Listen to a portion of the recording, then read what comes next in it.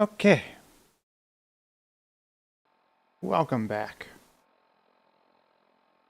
Took a little bit longer than I expected. Hello, Alto. Let us go. Did I already speak to you? Yes? Oh. Yeah, I did. Look, it may have been a long time ago. Okay.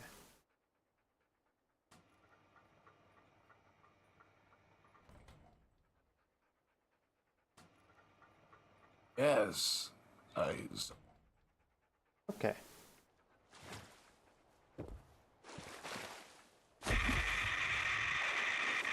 How about a local dip? Dip. Up. Whoop. Okay.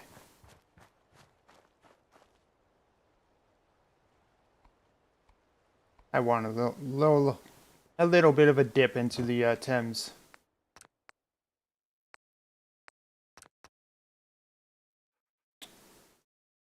You can exit that. Exit this. What else? We can exit that. Free up some resources. Okay. Try again.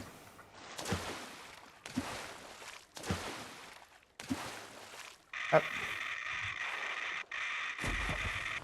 Try again.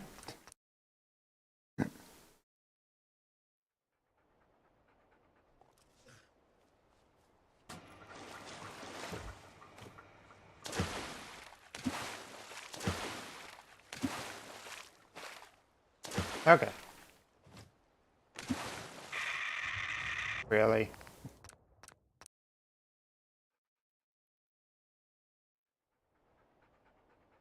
Try again.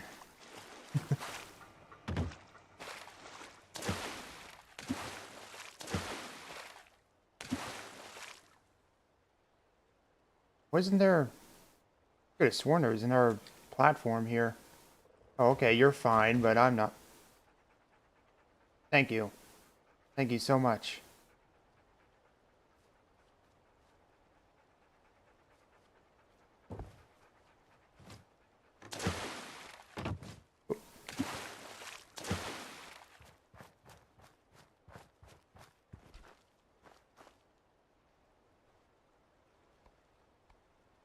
He said didn't go skinny dipping this time.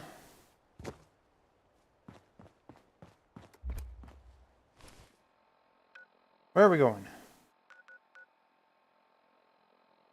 Okay. Crossing the Thames again.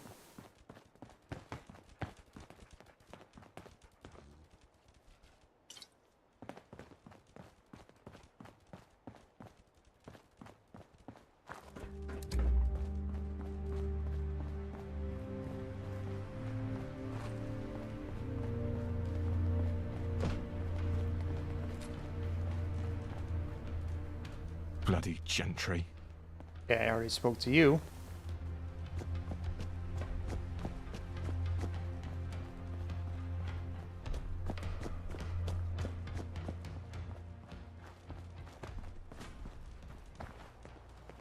That bridge is intact at least.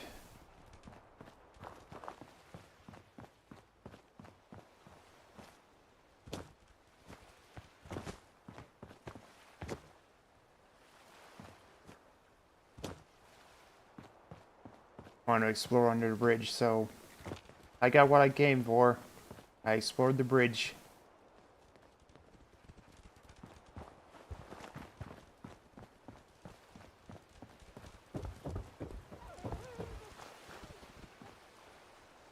Hello. Hi.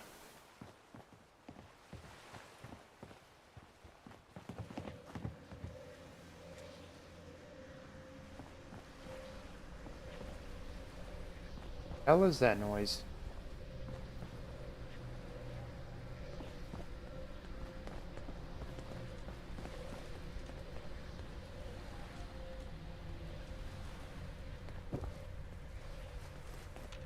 Petrol canisters.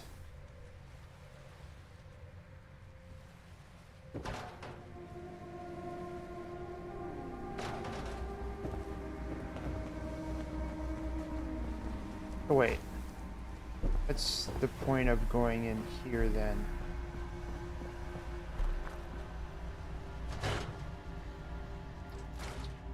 Might as well.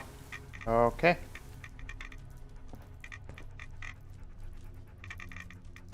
I'll just take that. Danny boy! By Camilla's choice.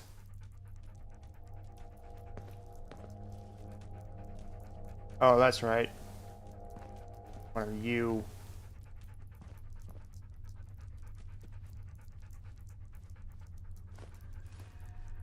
Some syllables. No razor grain.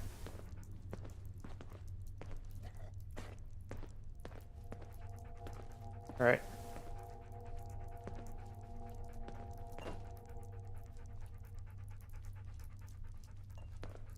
Wait. There's a trap. Oh, there it is.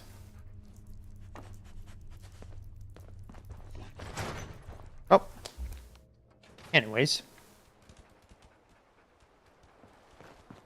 Moving along now.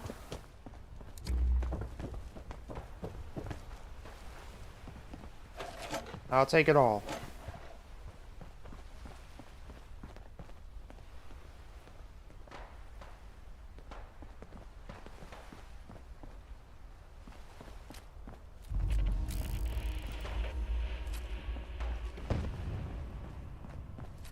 What is going on here?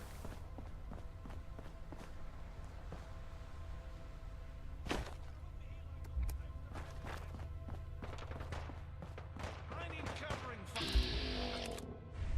You're not worth chasing.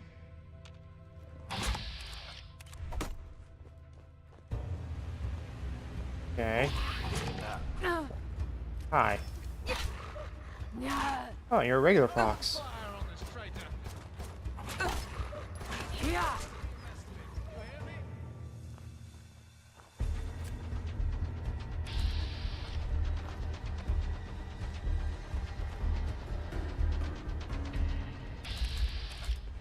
Okay.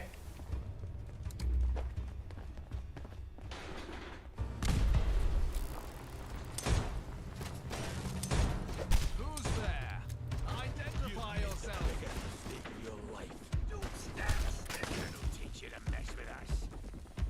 A flare takes it out. Just as well.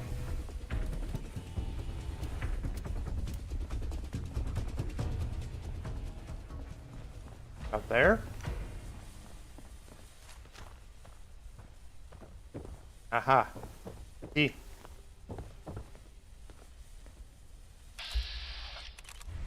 Hi, Otto.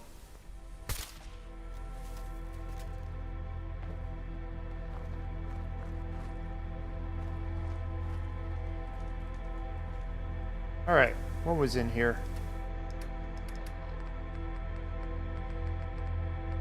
Bearman's Dream. Ahoy there, our souls and wanderers. This here's a ferryman speaking. You know, I've been sailing these murky waters for what feels like an eternity now. Burying folks to and from places I can barely pronounce. But lately, I've been having this recurring dream. And it's got me pondering some strange things. You see, every night when I lay my weary head down on that creaky bunk in the back of his shack, I close my eyes Oh, what's and this? dream of something different. Nothing. I dream of setting sail on a ship with a bow so sharp it could cut through the thickest fog. The fuck was that? I dream of a sea, Frag not mine. as a barrier, but as my true home. It's not just any sea, mind you. It's a sea stretching beyond the horizon. Hi to you too. Where the water's clear, it's purified water. Alright.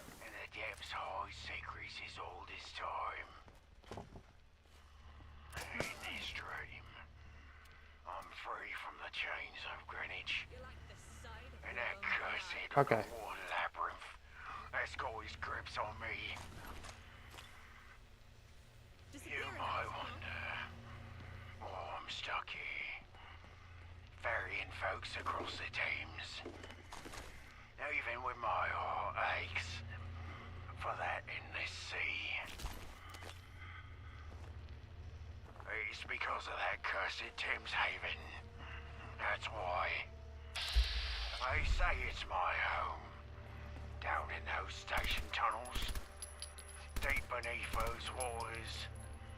But all I've found is a never-ending struggle. But in my dream,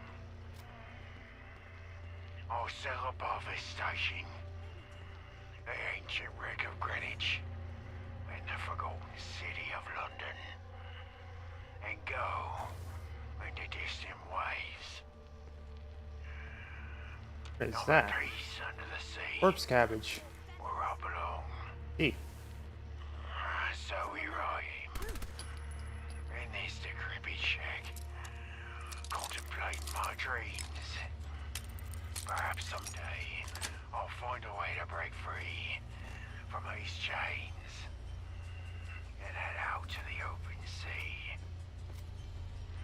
Until then, I'll keep ferrying souls, hoping that one day my dream becomes reality. Uh-huh. And as I dream of the boundless sea, no, I can't help but think, why is the rum always gone? What a random thought. Where's the answer to my dreams? The elixir of freedom, just waiting for me to raise a toast to destiny. Okay.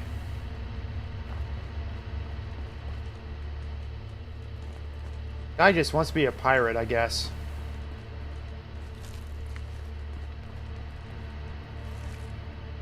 Bone scraps? Oh. Well, I guess that mine's gone.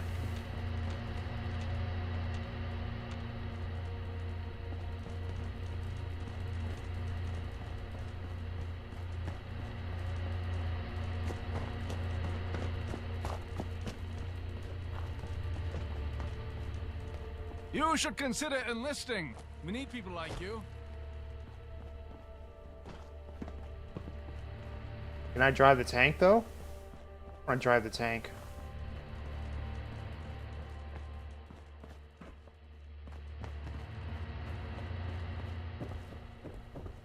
You need anything? Oh. Even allowing ghouls in.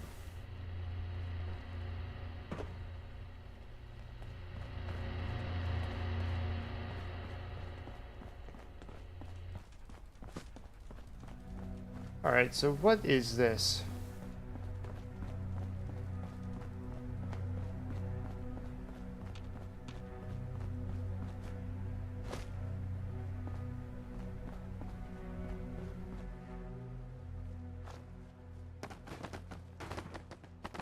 Oh, that's one looted Volzon van. The London Telecom. Police fire. Southwark Bridge.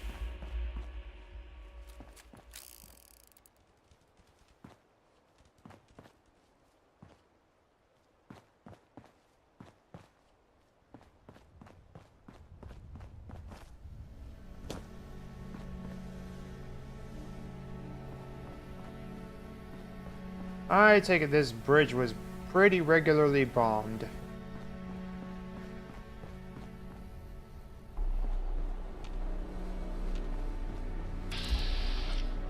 Young Sea Lurk.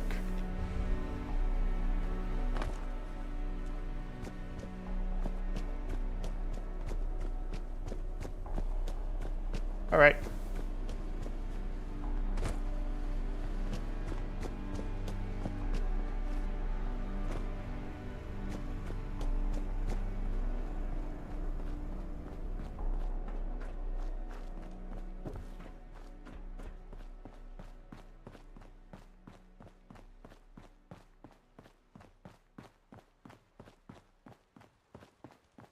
Well, that bridge seems mostly intact, so guess that's a good place to cross.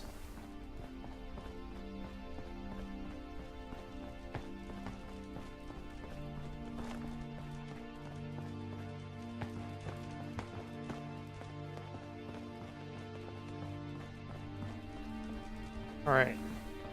See what this gal wants over here.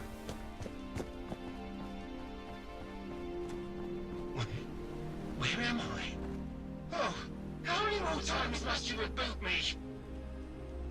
Hold in there, friend. You'll be as good as new. I feel violated. All right. One more reboot. Now, You made it! I made there it. you are.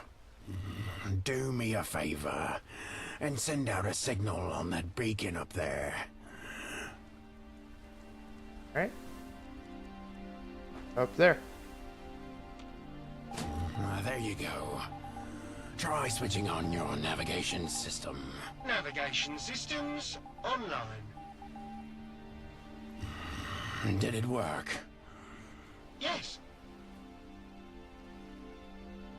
Yes. Well, don't sound too enthused. Barry! Alright.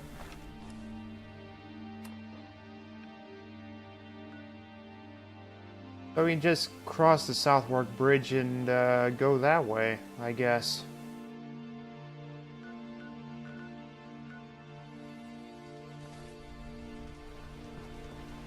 I hope the journey wasn't too formidable.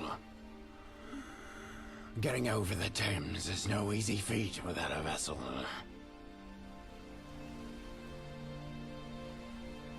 So, what do those beacons do? Barry's navigation data corrupted. Had to be wiped.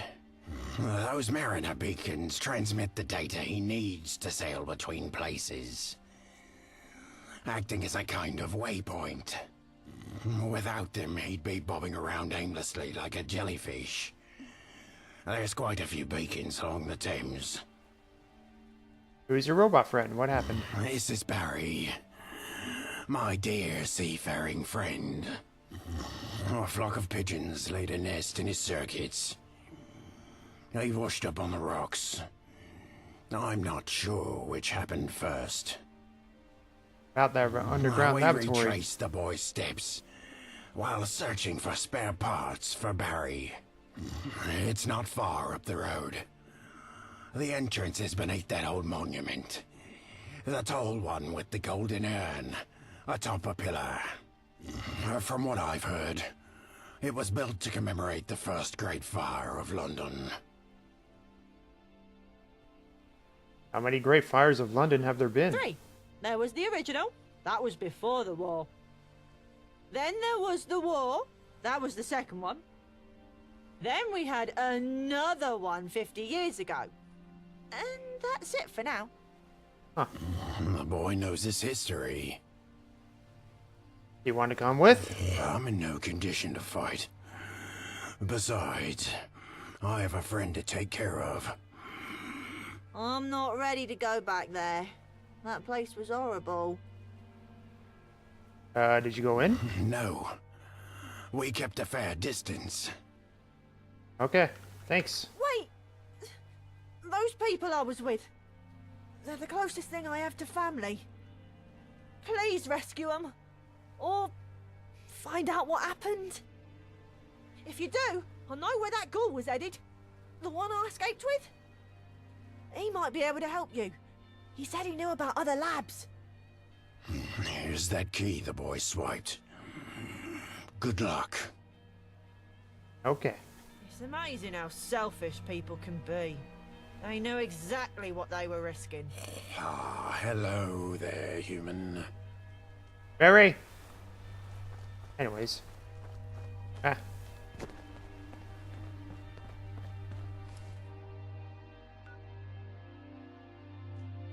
Alright. First, let's take care of Otto.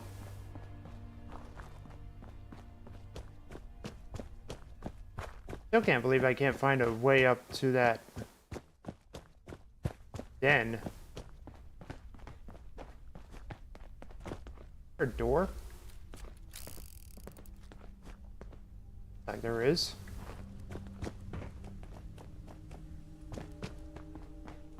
Oh, there it is.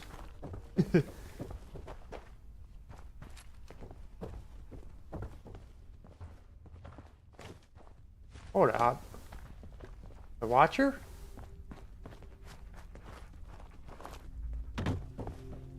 Well, interloper.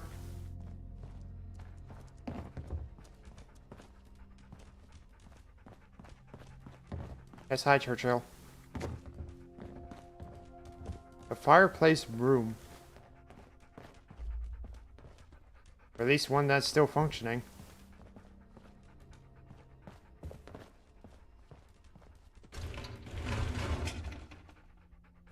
Protein can.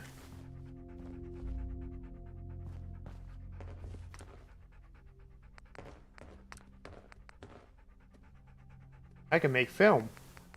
Okay.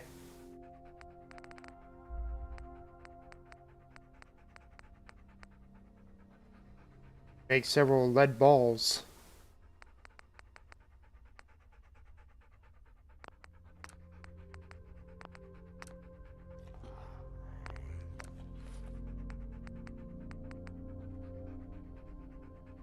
Explosive shell? What is that for? The shotgun shell. Hey, what about flare rounds?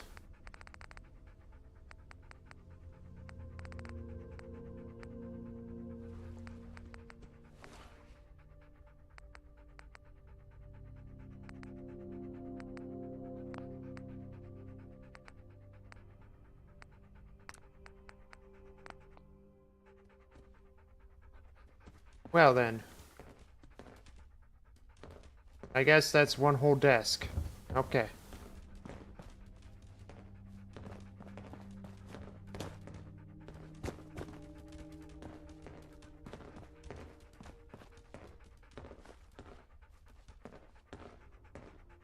Take the cooking oil. Sure, why not? And the industrial oil can.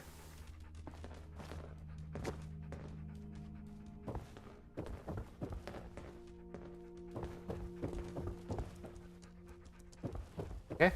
Ah, there you are. Submachine gun. Okay. Basically the same pipe rifle. Okay. Oh, there's two up here. Hey, Tato.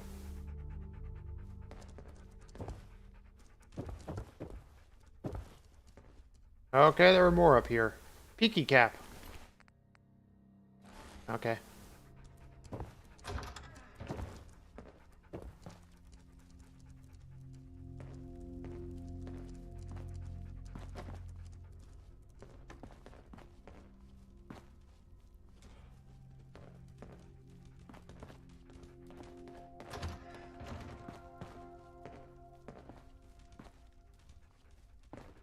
Right.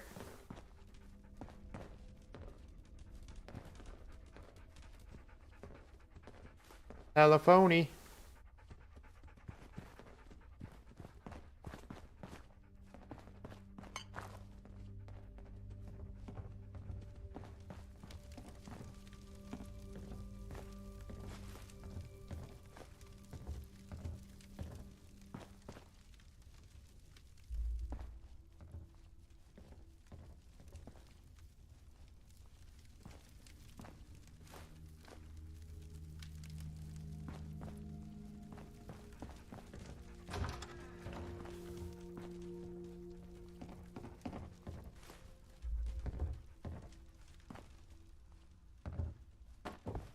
Okay.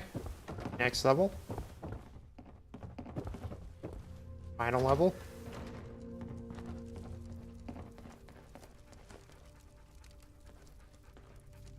An undamaged UK flag.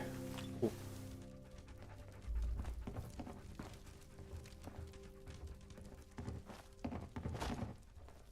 Huh.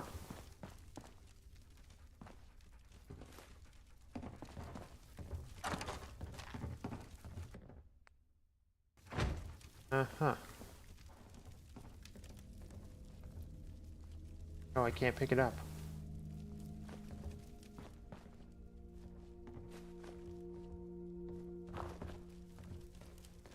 Two chests. Okay.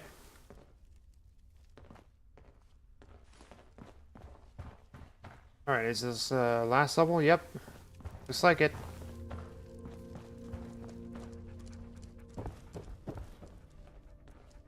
Time to run on down.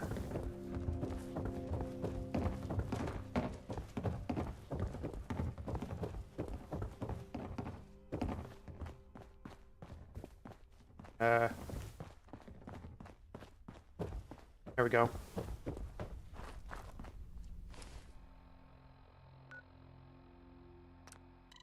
Fast travel to the south work.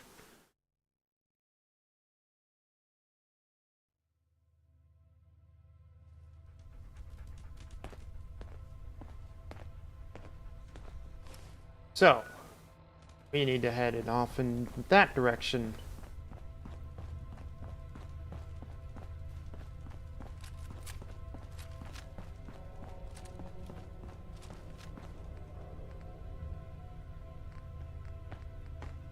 Yeah.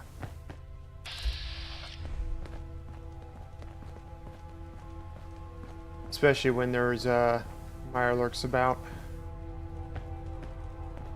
Loot it? Loot it? Can I loot it?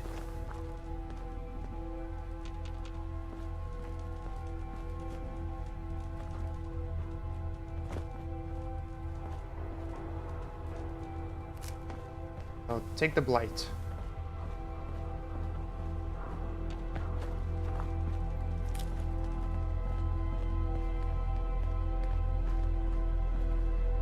A vase.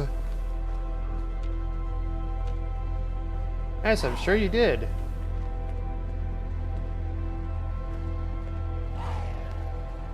Arr.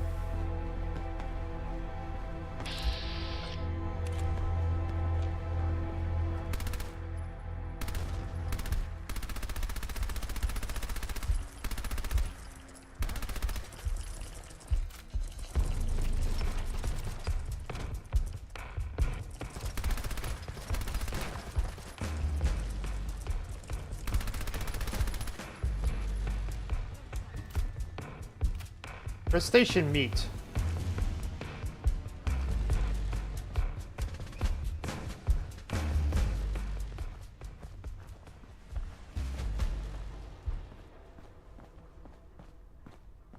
Okay.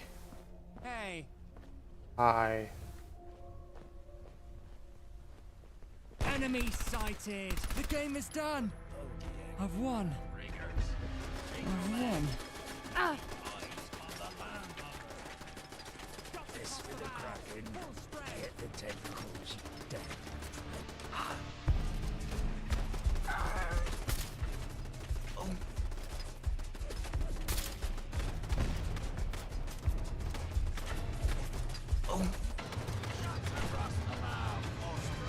I never got to sail the horn. Get me to sick bay, you bastard! My ashes in the estuary.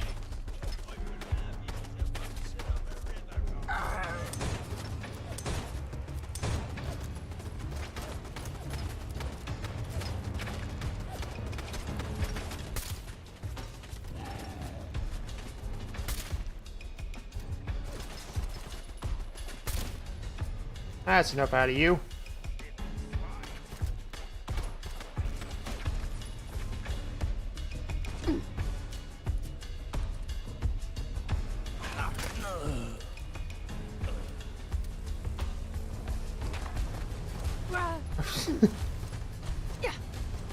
All right.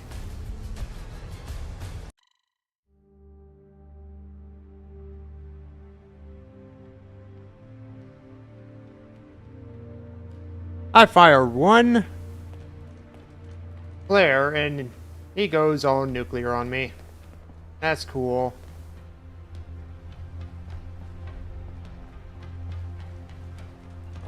Security desk, okay.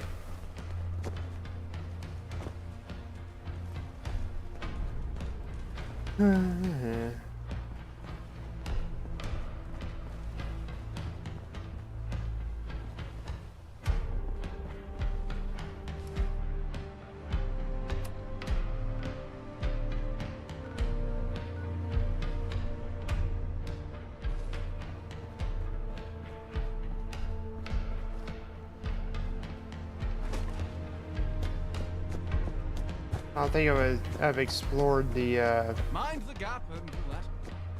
all that. Yeah.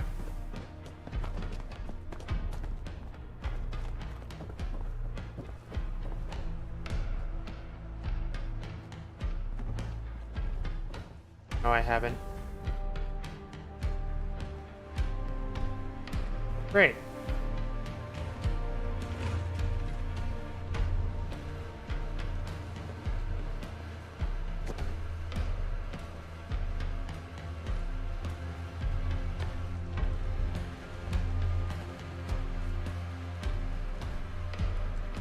What? Glass bowl 2. Eh.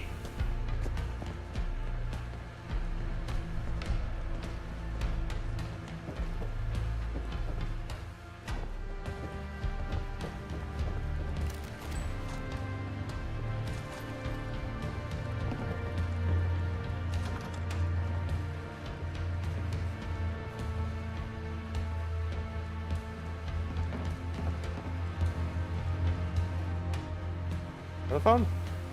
Somewhere? Wait, what?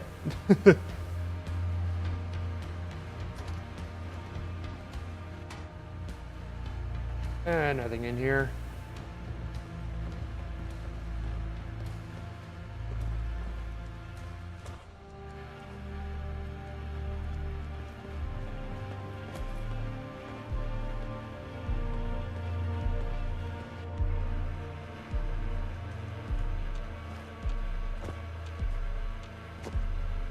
Yeah, it wasn't that telephone. Well, that was a different telephone.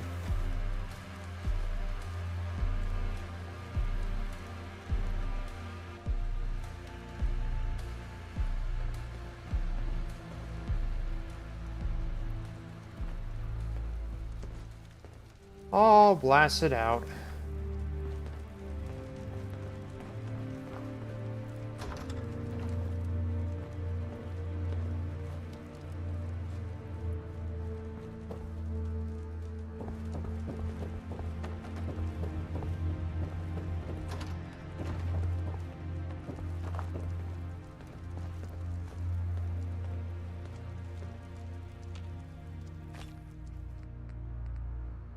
No.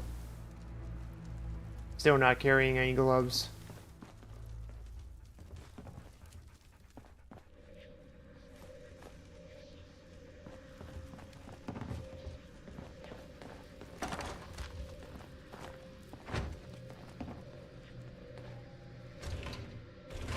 Do the can.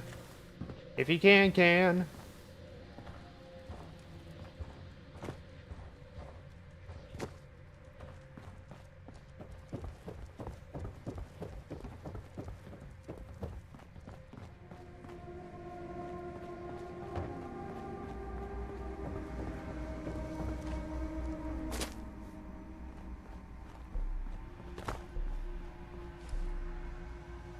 Alright, back to Southwark. Specifically over here.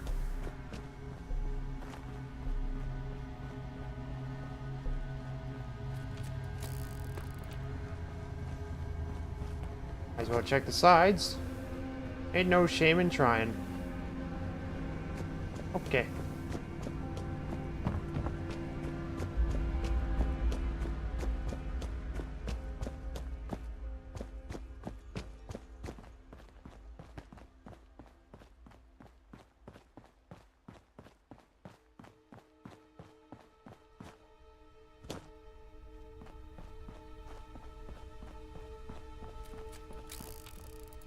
Nope, not there yet.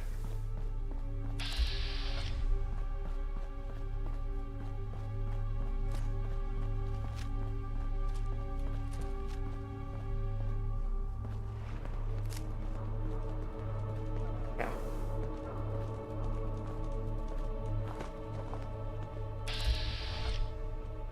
Okay, friendly territory.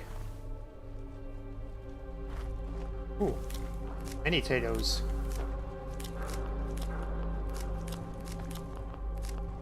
And I'm not finding any cute fruit. Oh, razor grain. Yep, there we go. Shakespeare's globe. Wow, that survived? You'd have to be insane to take on the Tommies.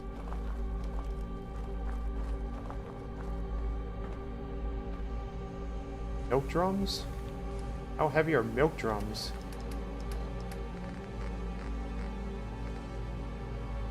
Oh, there's a really good source of aluminum. Aluminium. And milk. Take the stoves. Sugar.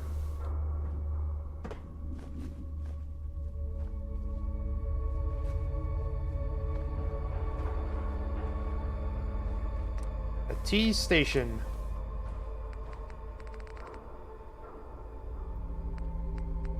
Wonder where I can find this then.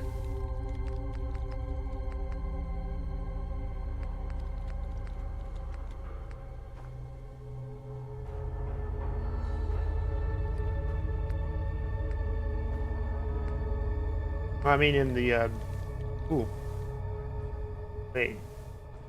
Max HP. God save our gracious Queen. Long live our noble Queen. Why do all these teas give rads? That's silly. A pot.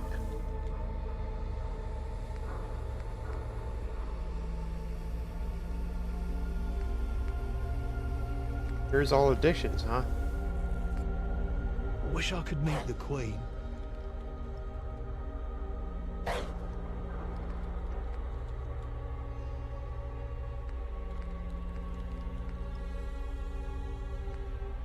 Bork, Bjork, Heck.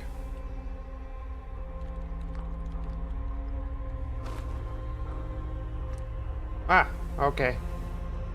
That's all a tea station. About the size of a,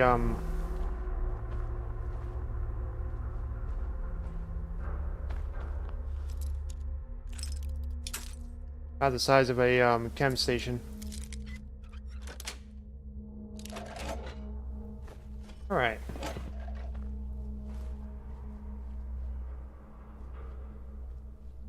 Pot of builder's tea. Ah, there we go. A pot of tea.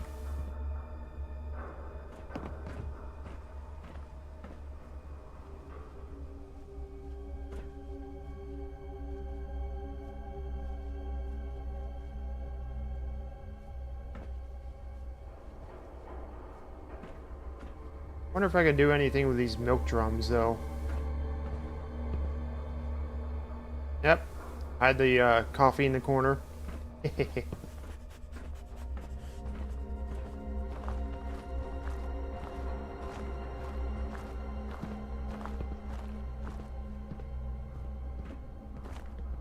Apparently that's one item.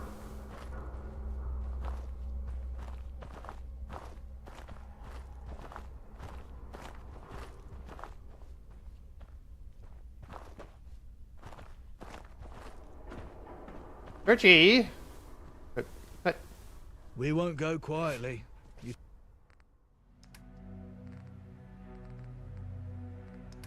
so we can't have a, where's it? There it is. Can you have that? No? Supposedly that increases all stats. Interesting.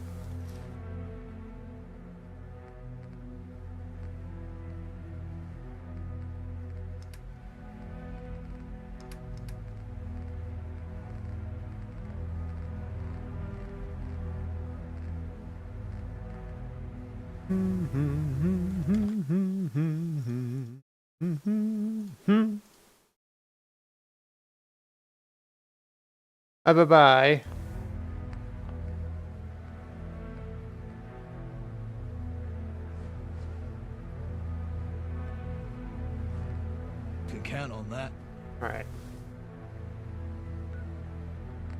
I have 3. I need another bed.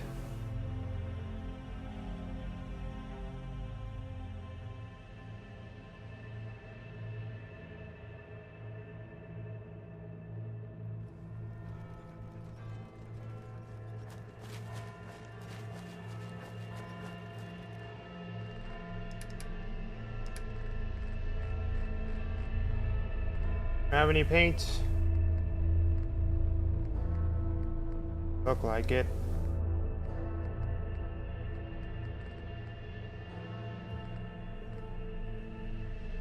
Probably keep these milk drums just in case.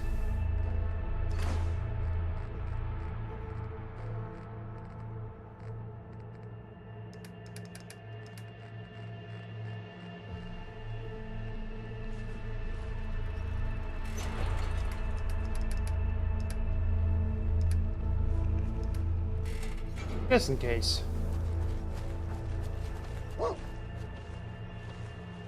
Ah.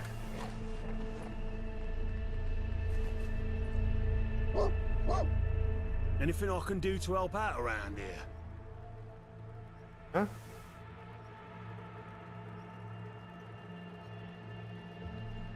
Creative. What? Why are there 3 separate... Go ahead. What? Okay.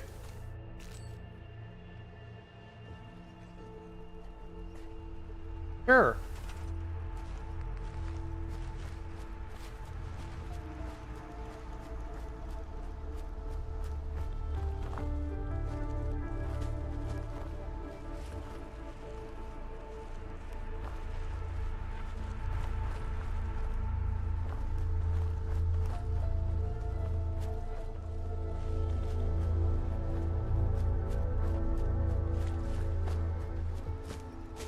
Ah. Enter. Okay. Actually, we could think about it. Sure. Where's the 3rd bed, though? That one's already occupied.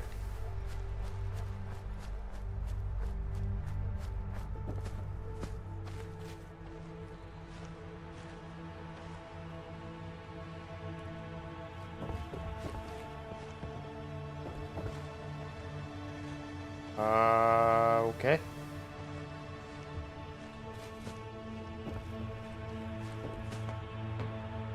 This not a sealed room?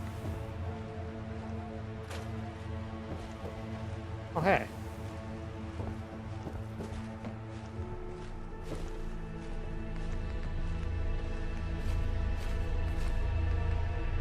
Oh, wait, can I make, ladders?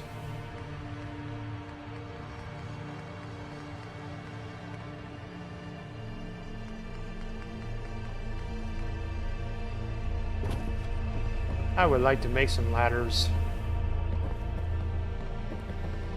Ah. Hi, Otto.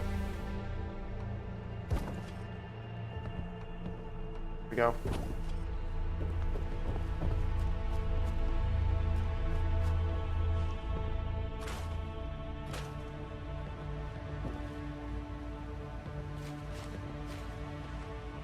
And there. Now for a staircase or a ladder.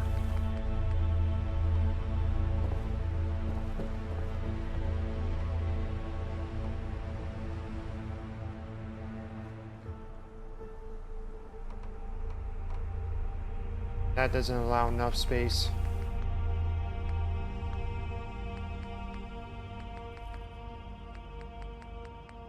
I need a search function. Hi.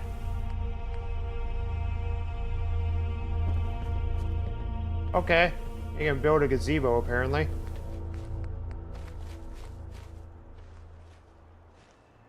And a tent block.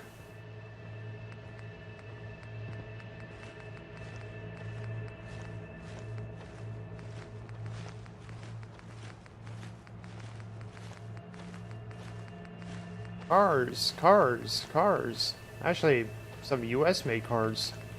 Okay.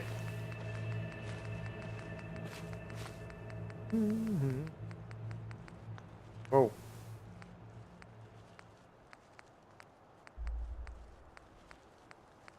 Okay.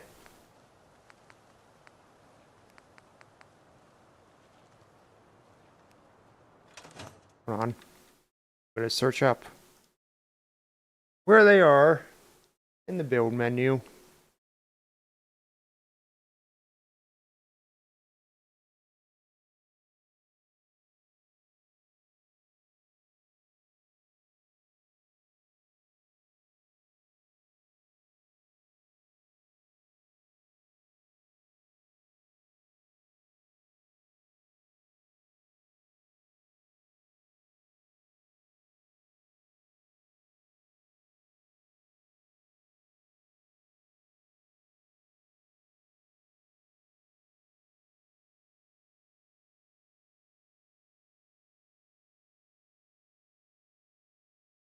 A location.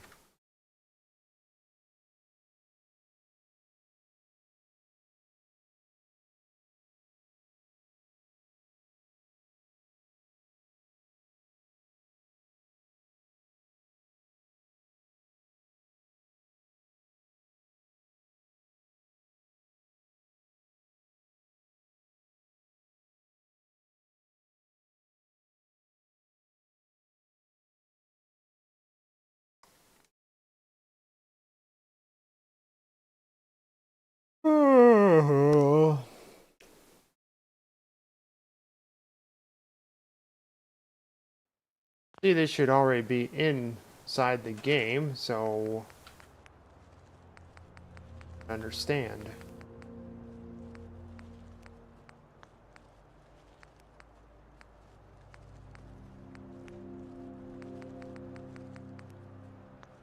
Oh,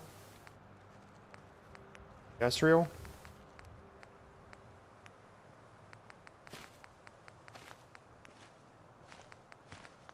Oh, doubt it, doubt it. Scaffolding.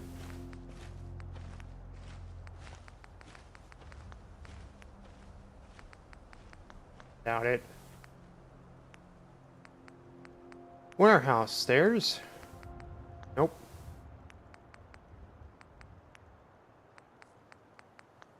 Thing.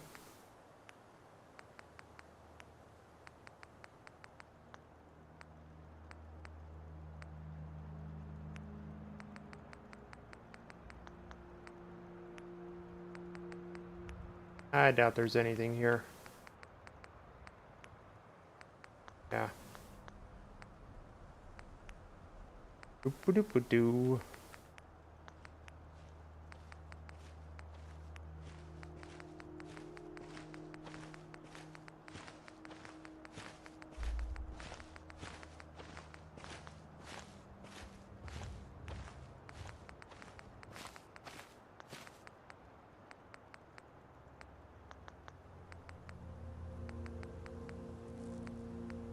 I have no idea.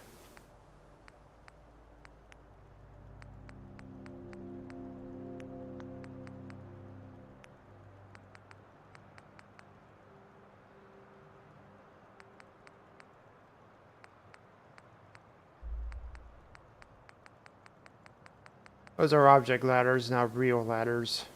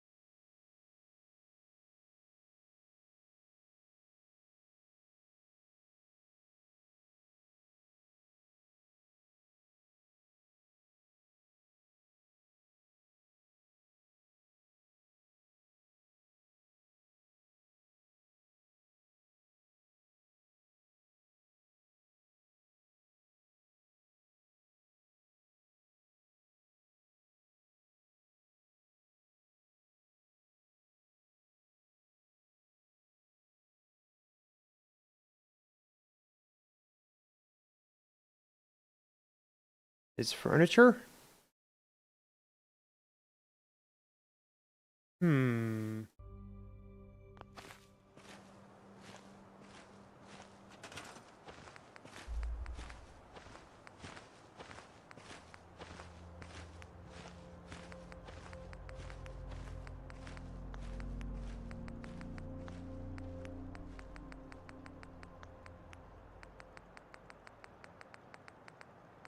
Oh.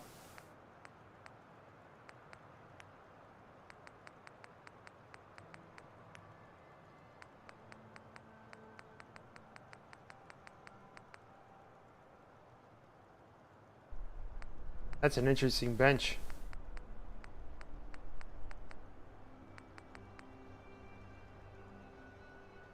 Hey, yo, go sleep on the couch, yo.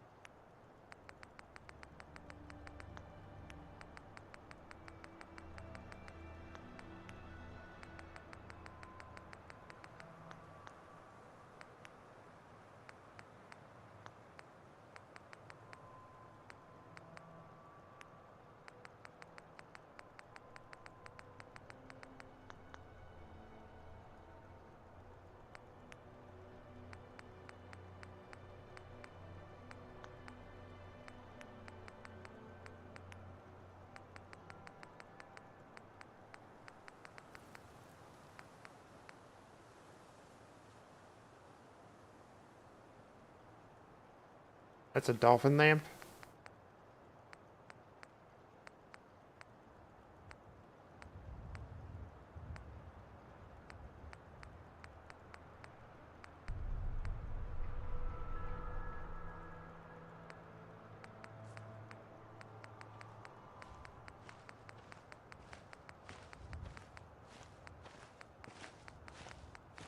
Oh boy, am I trying to find this. Going in deep.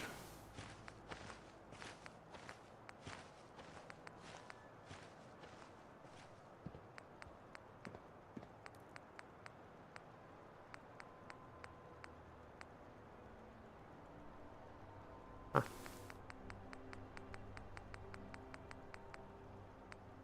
Hello, chandelier.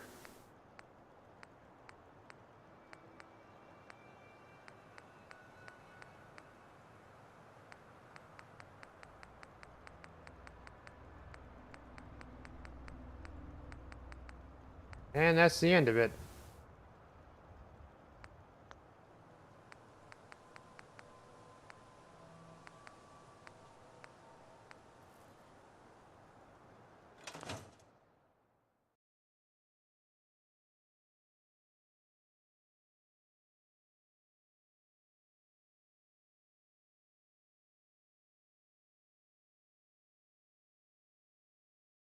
Ah.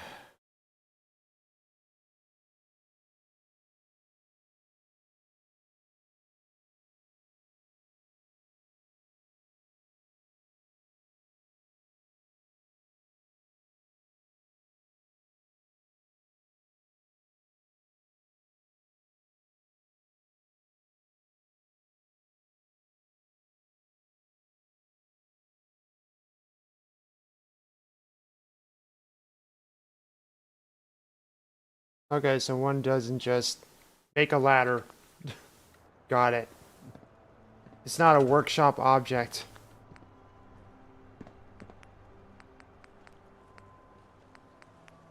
Which is silly.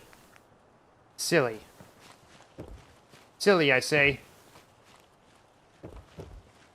I'm gonna have to do half steps then.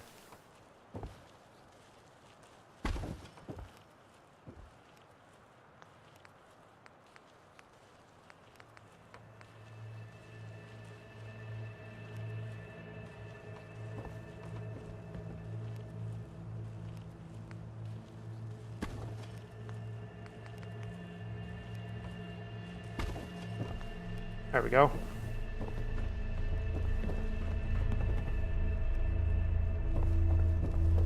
Oh, it's up here. lookout spot. Definitely put a bed up here or two.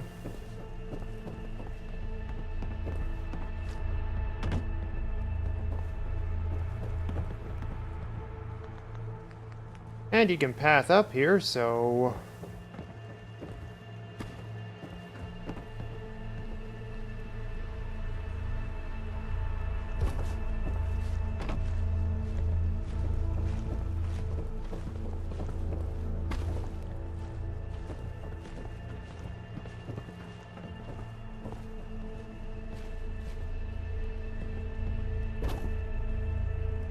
Try that, and...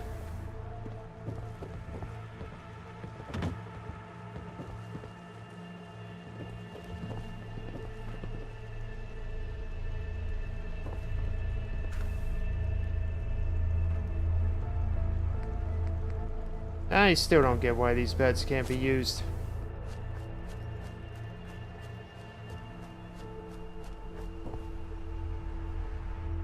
That vault bed can be used, but...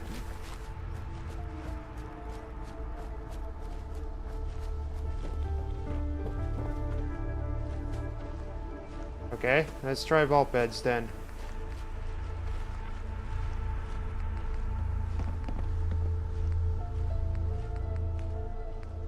Single. There we are. There we are. Okay. Bring it in.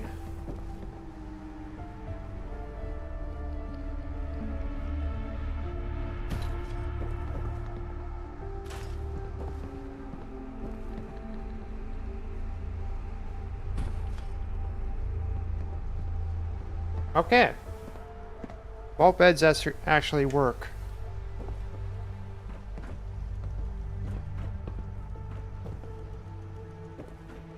Got it.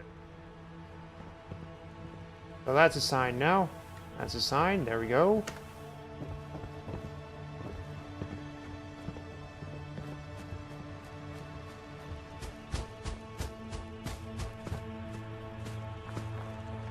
That's assigned.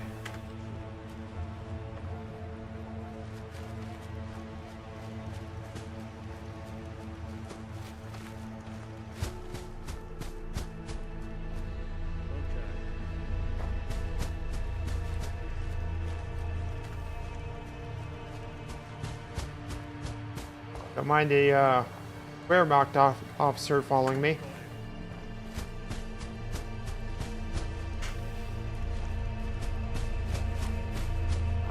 Running around in circles.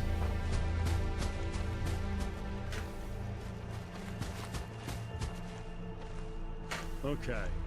There we go. Should be good.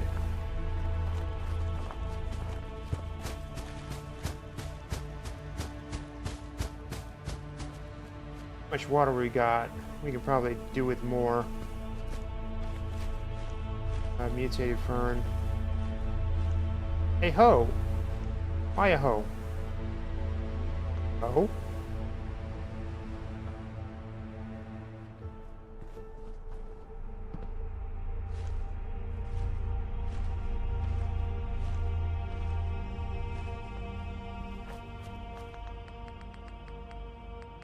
Alright, resources. BE actually. There. Structures. Plan. Resources.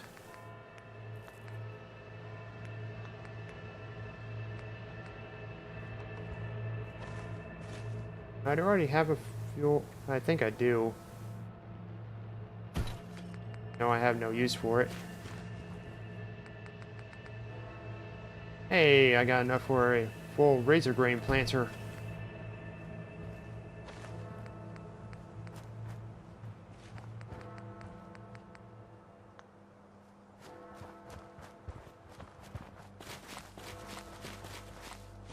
Alright, how much power do you take?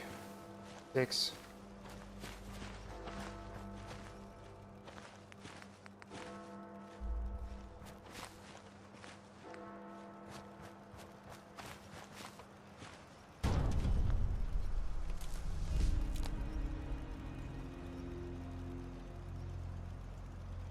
Alright, 612. There we go.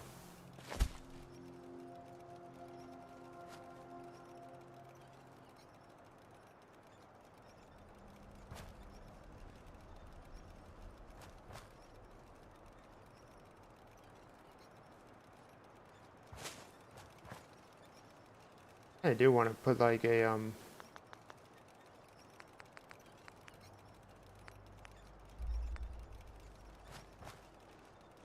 this is a transferal device right here.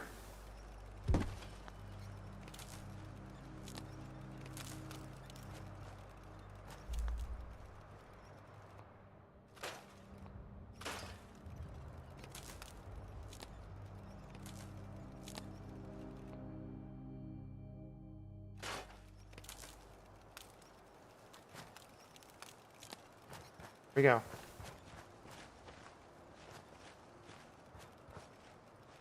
I can freely move this thing. Do something a little bit more,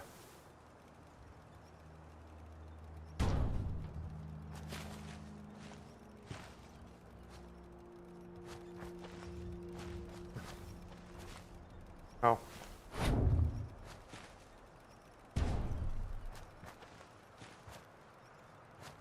Yeah, there we go. I guess. It really shouldn't be possible for a wind generator.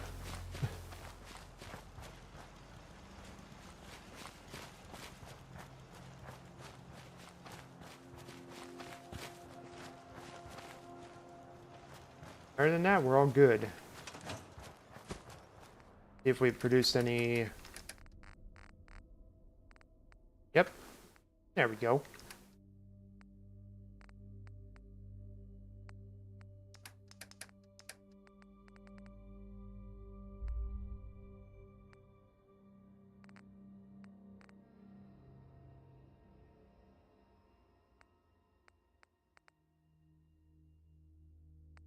Right, I need to sell that.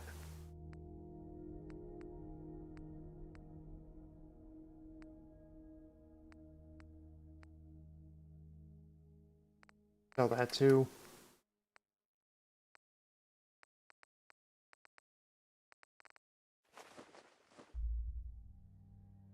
Corpse cabbage.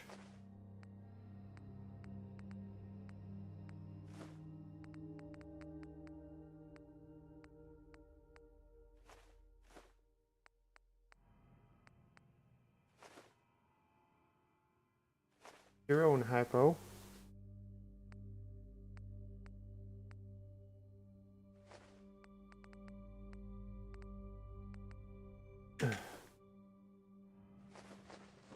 Could have sworn I put those away.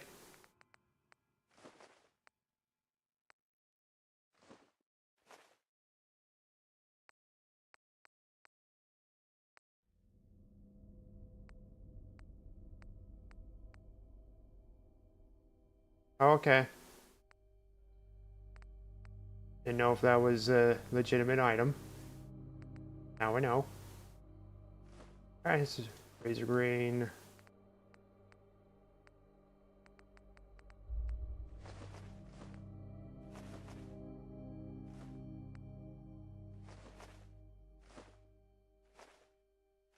Potato flour. Could have sworn I put all this away, but apparently not.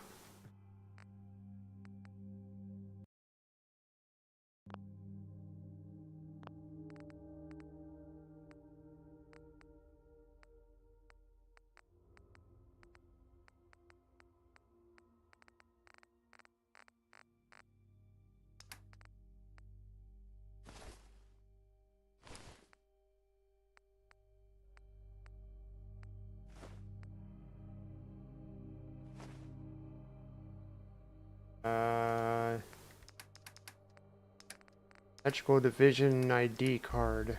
I do need.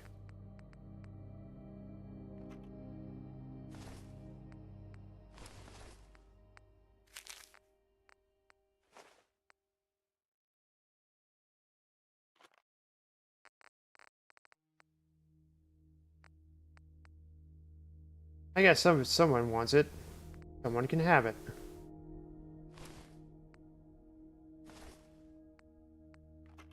I'm done with that too.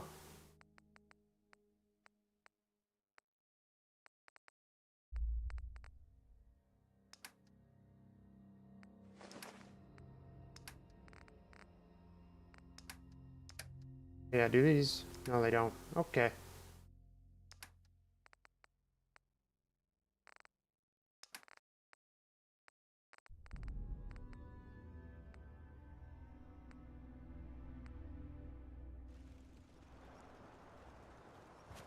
Churchill.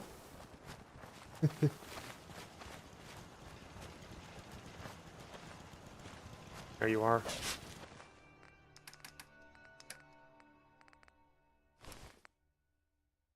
Oh my god, he equipped the roof.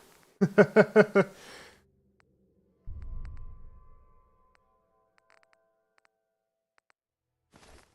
about the toothpick?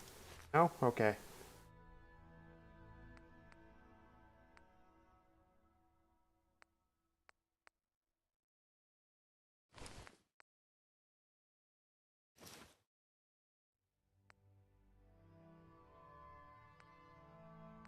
Ah, if only he showed up on him. That would have been great.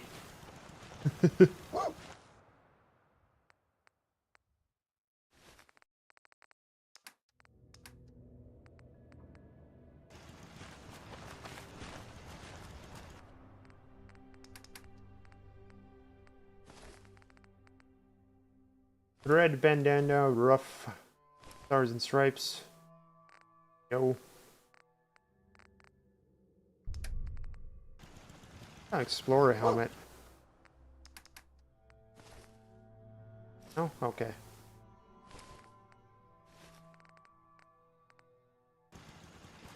All right.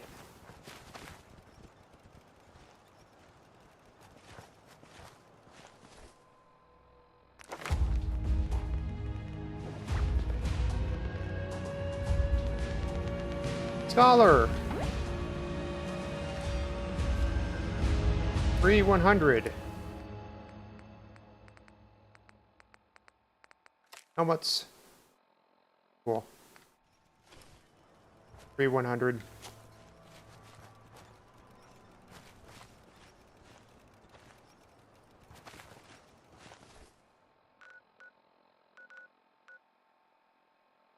So, Shakespeare's Globe Theater.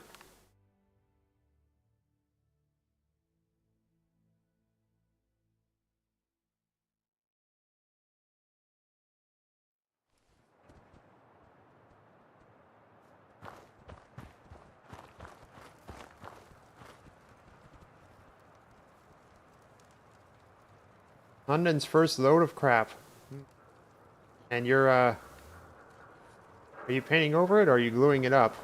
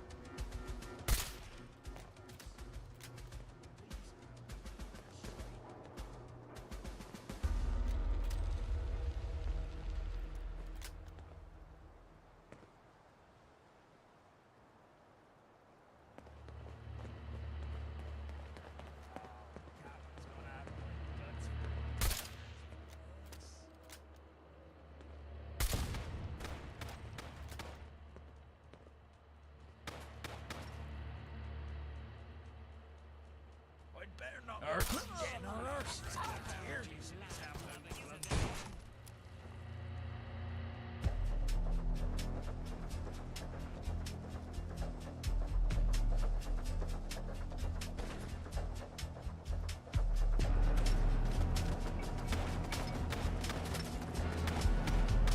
at them, Spurs, mate. On me. Get them. There you are. Look at them. Deft, mate. Let's clobber this fanny. They got Blakey. You bastard! All guns blazing. I never got gold and Sail the horn. history. You've fallen cold and dead. The game is done. I've won. I've won.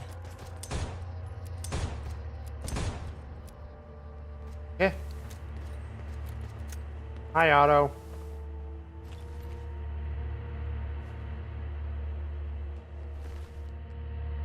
Oh, steel. I will run through you with a cutlass and a cuts for covers. Or did you just... Oh, never mind.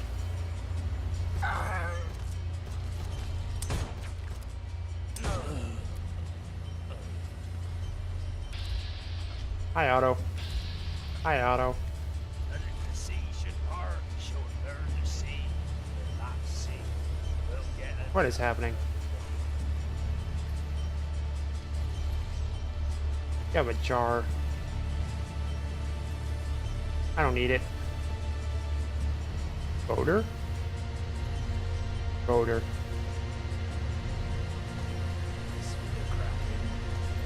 Hey, mute fruit.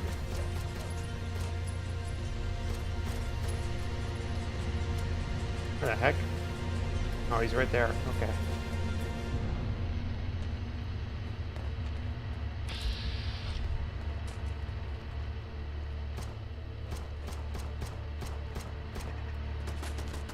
All the way up there. Okay. run through you with a cutlass and a cuts for covers.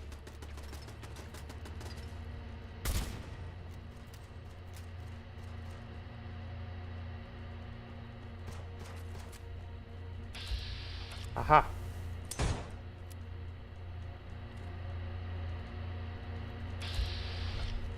This with a kraken. Bastard. Scuttle the ship.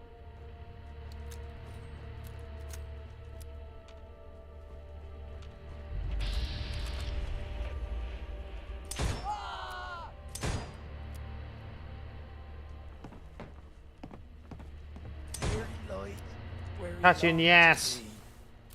Oh, Mr. Sailor. Oh, from sea.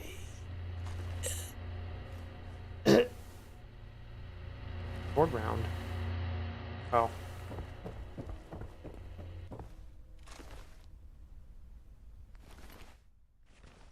Okay. Just a regular, random ass coffee cup.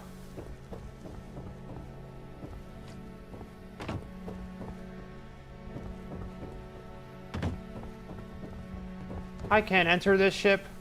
Wah.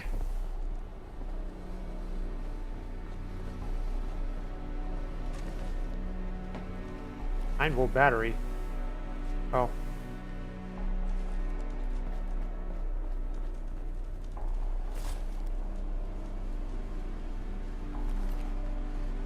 Steel and aluminum. Aluminium.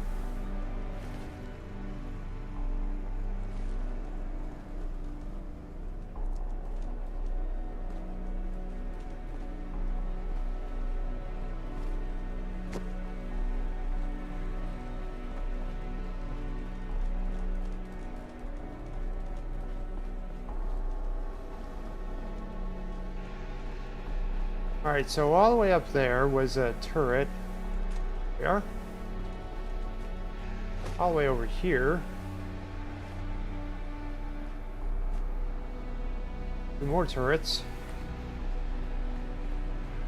Yeah. On the opposite side of the ship.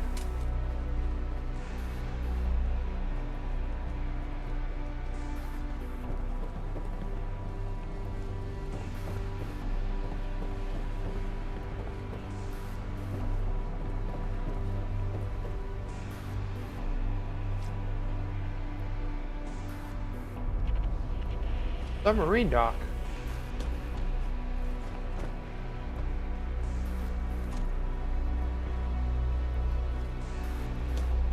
Yeah, I guess that's a battleship right there.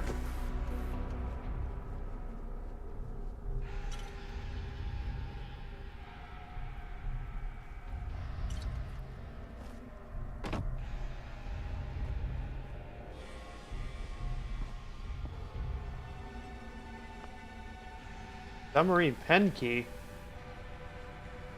Wait, what? How's there a submarine? How's there a submarine dock under here?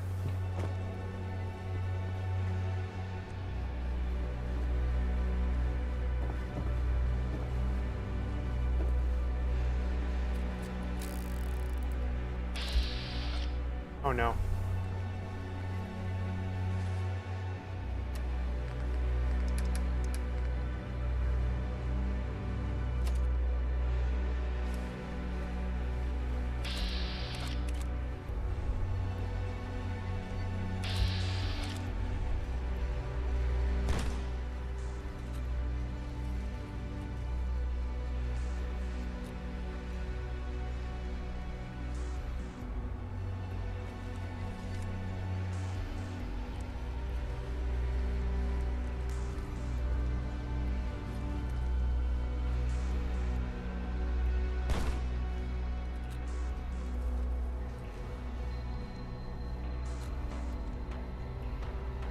All right.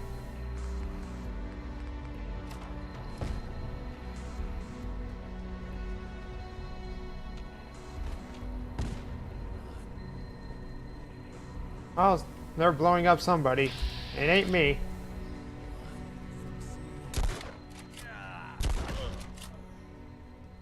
Good.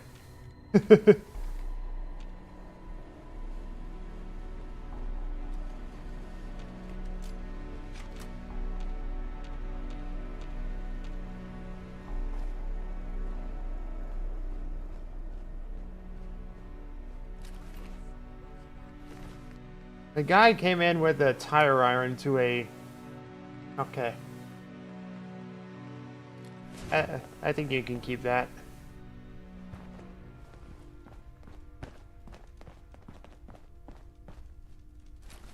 That one came in with a board.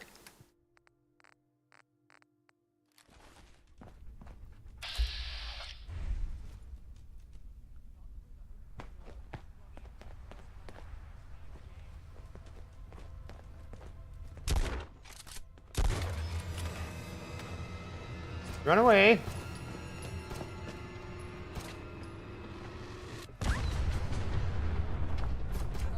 Get me to sick bay. Abandoned ship. Oh.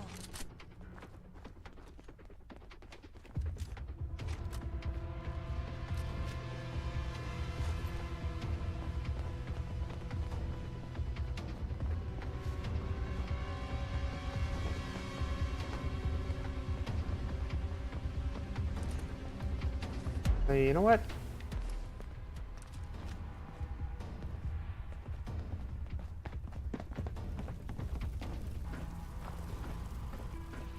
Any more walkers?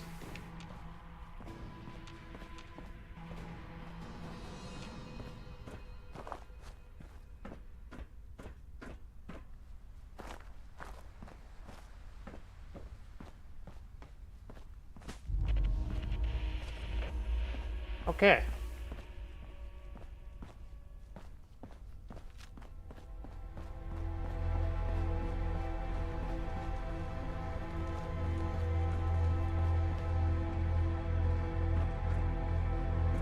We're back here again. Yay! Hollander. Oh.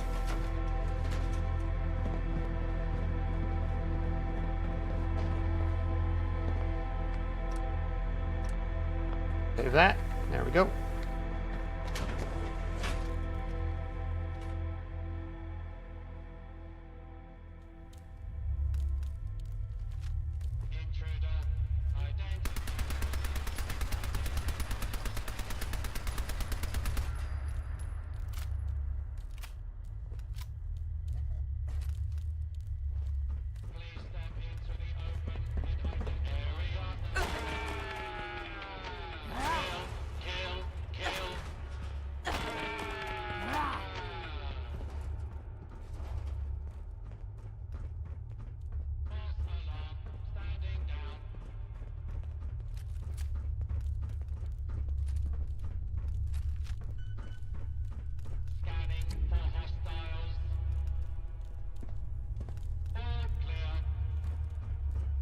This has to be like an automated refueling thing.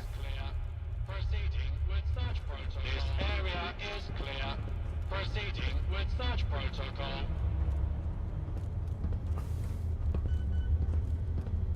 It has to be like automated refueling.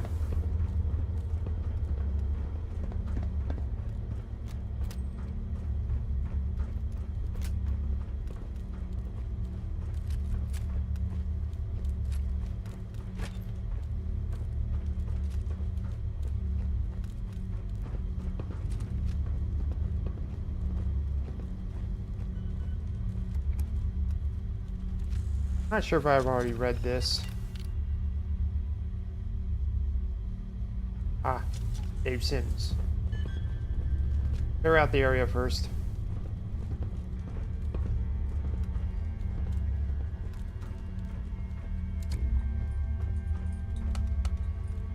Going down. 4.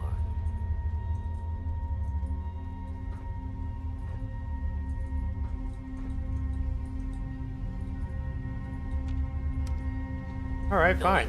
Stay down here.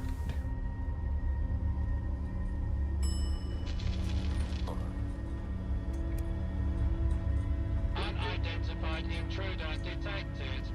Beginning search.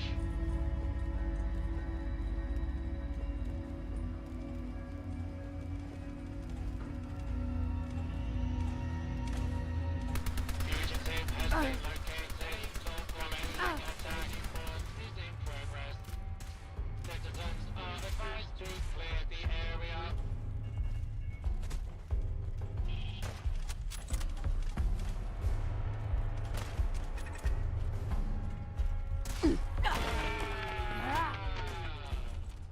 Warning, hostiles in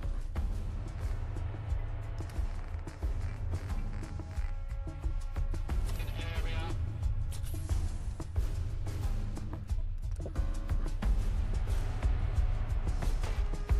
Well,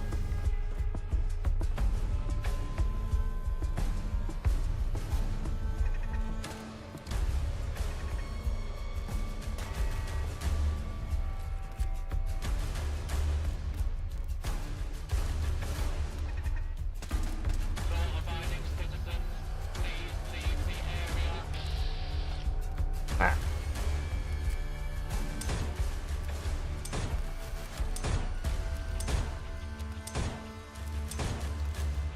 I would have done it in 6 shots. Okay. Continued resistance is unlawful. Is it? Where's the other turret?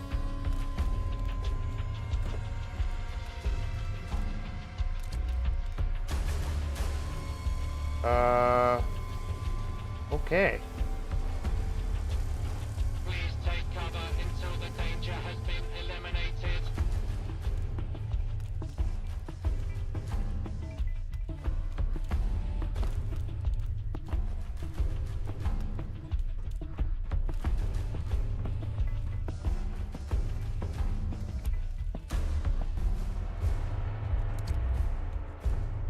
Engaging hostile target.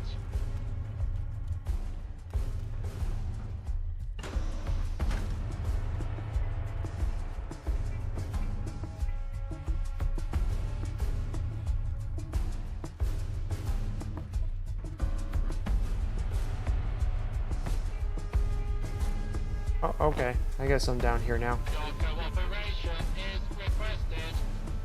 Why is that owned? Who owns it?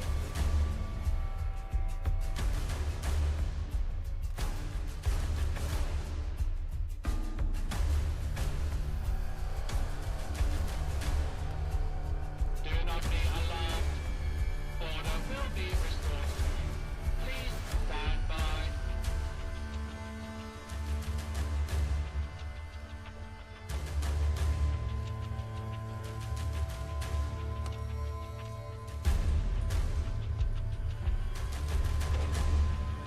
Pot of green tea.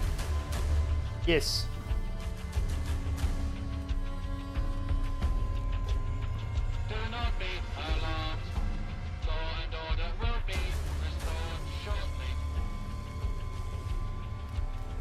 That's the inaccessible door, so just need to go up.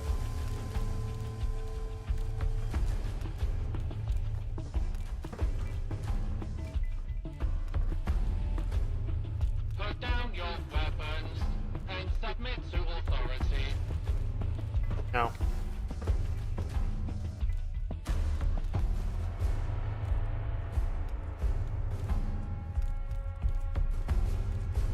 Wait, that service rifle's modified. What is it modified with?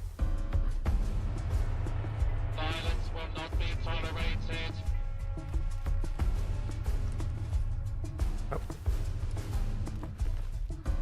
Oh. In which case, it's not that much better.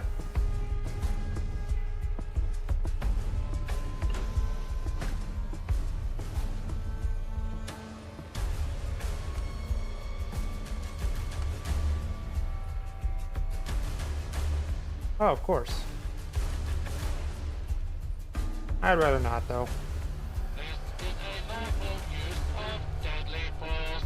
Dog bed. Please direct Ooh. complaints to your local law enforcement authority.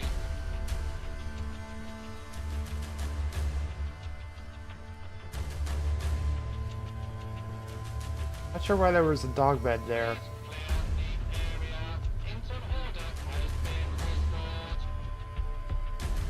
Who owns this? Nobody owns this all the way out here.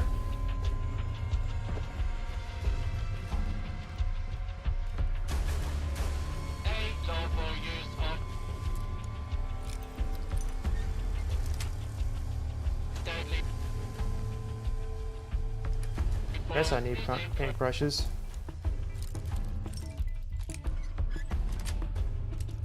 progress. Citizens are advised to clear the area. I see. Bug fruit. Was he locked inside the bathroom?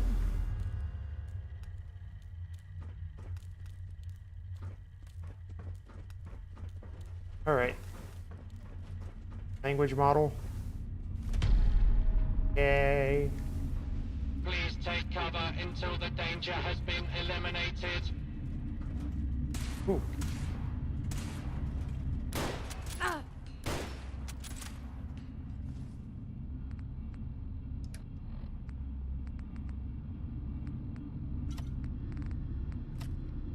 Do frag grenades and then that. And then,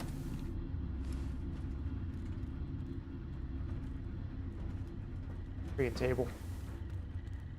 Multiple hostile targets detected. Requesting backup. Are you serious? Of course the game would do that.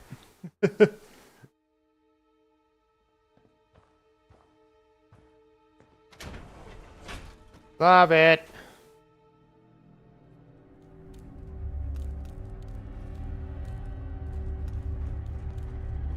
Take a hammer to ya. Ha. Ha. Ha.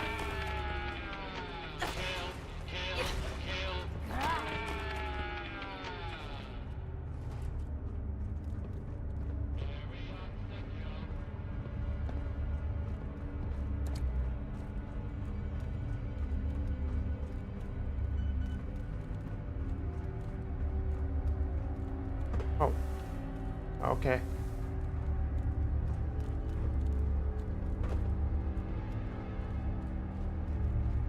Please step into the open and identify yourself. Law-abiding citizens have nothing to fear. Going down. Floor.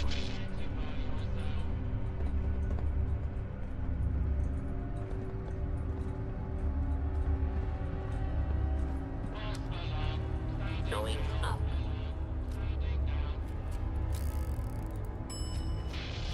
Floor. Approach and identify yourself. Law-abiding citizens will not be harmed. Do not make any further escape without initiating search for hostile targets.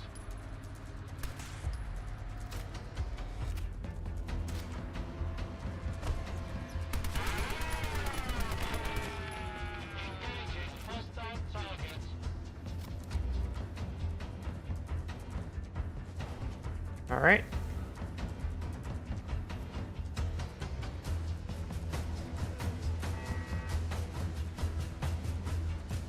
Who owns this stuff?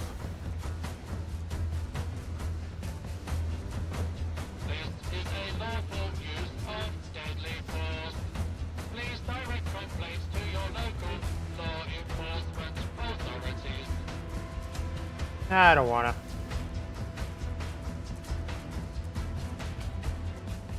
Do not be alarmed. Order will be restored soon. Please stand by.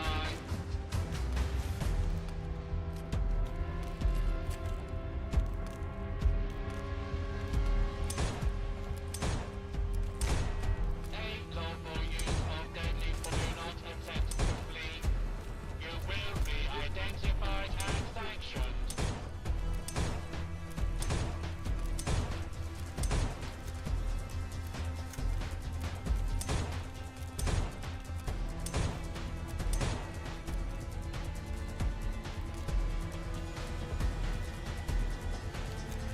Please take cover until the danger has been eliminated.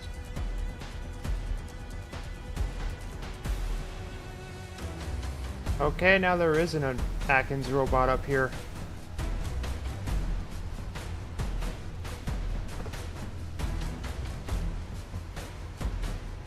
Violence will not be tolerated.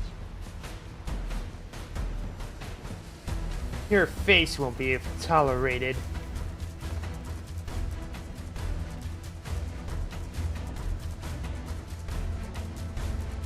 Warning, hostiles in area. Okay, so that apparently a friendly Atkins.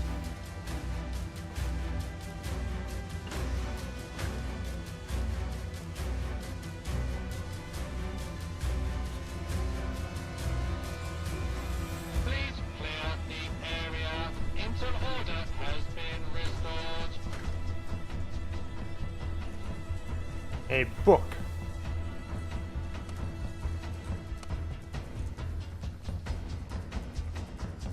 Put down your weapons and submit to authority.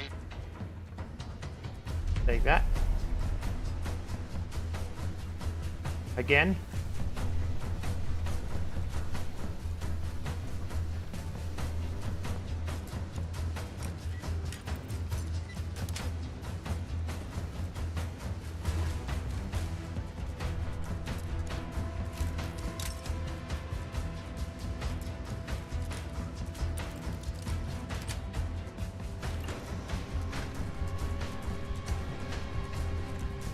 Do not be alarmed.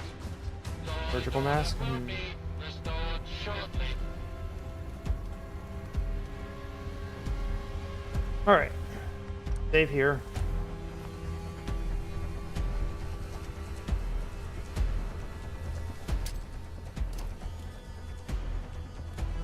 Continued resistance is unlawful.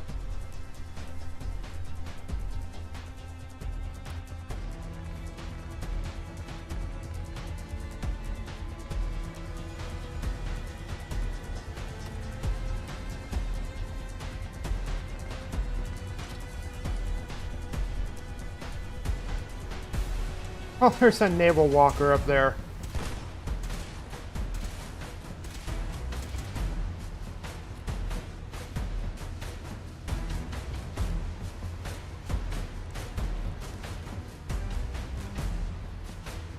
Engaging multiple hostiles.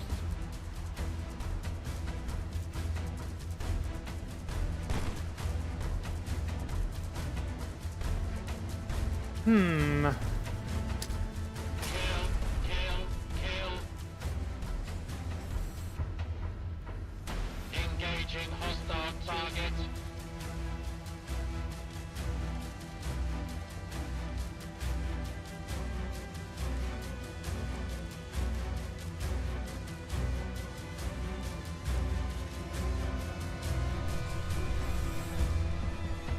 I seem to have gone the naval walker. Violence will not be tolerated.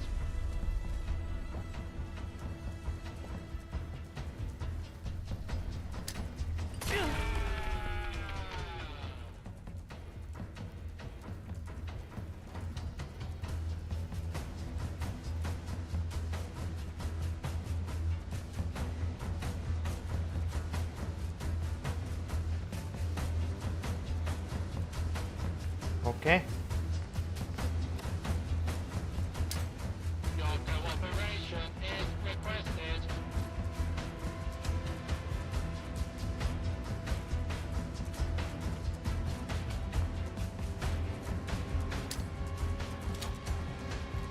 Ah, so close. Law-abiding citizens, please Remote? leave the area.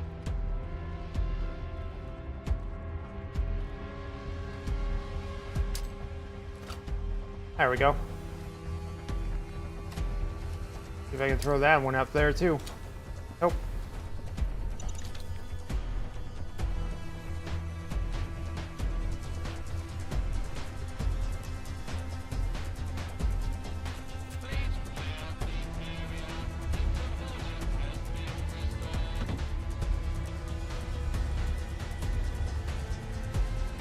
Actually,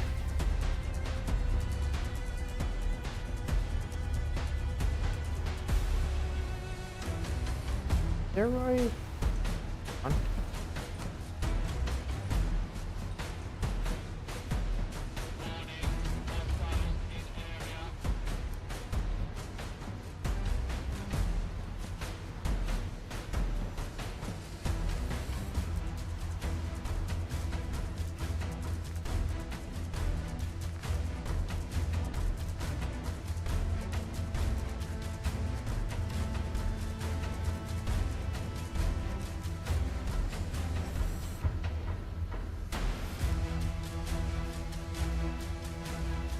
I know.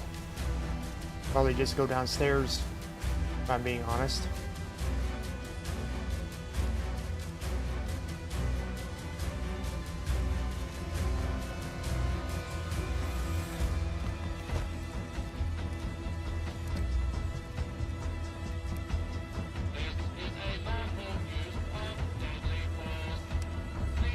Going down.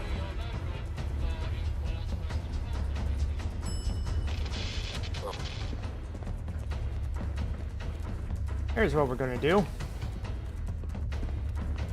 Save here just in case.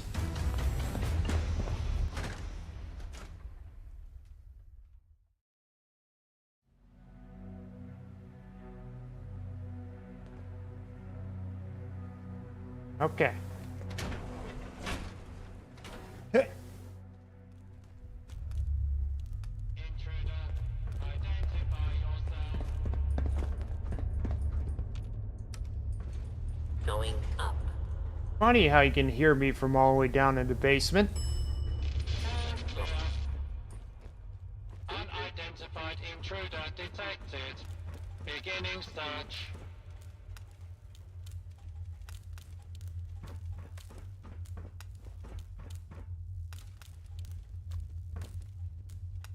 This area is clear. Proceeding with search protocol.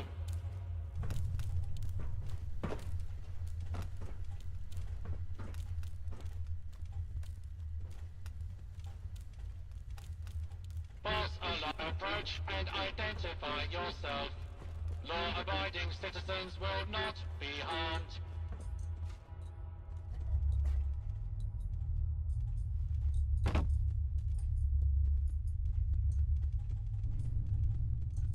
Scanning for hostiles.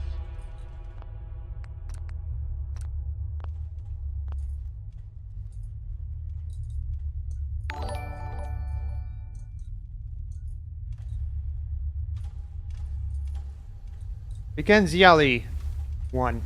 Thanks for following. Attention. Fugitives should be considered armed and dangerous. Da da da da da. Waiting on the caution meter. Continuing search for fugitive.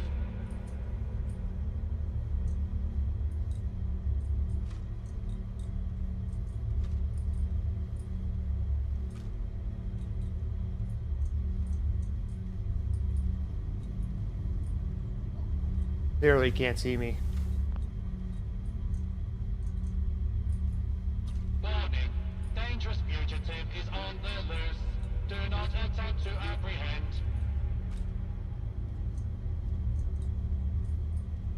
Search complete.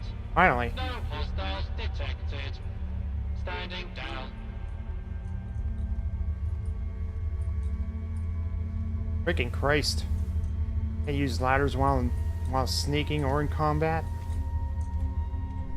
Please step into the open and identify yourself. Law-abiding citizens have nothing to fear.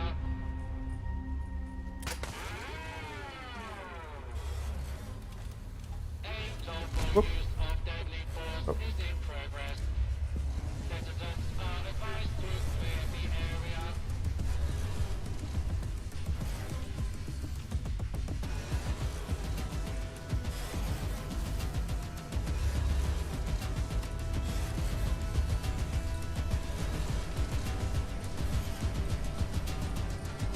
Law-abiding citizens, please leave the area.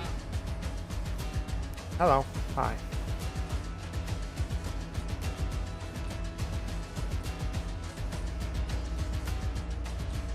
I think I can see a little bit of an arm there.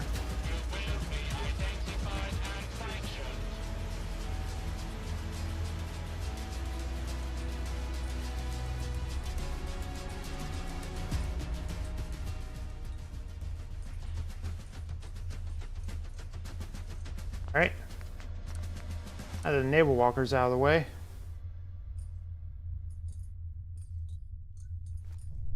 Oh, I blew off one of his arms. Do not make any further escape attempts, lawbreaker. Engaging hostile target. Oh, okay. I love not firing.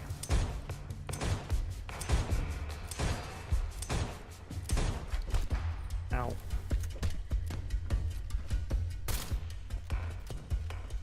There we go. Alright.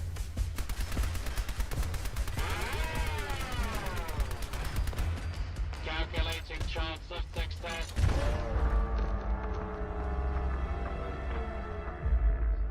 This is why we saved.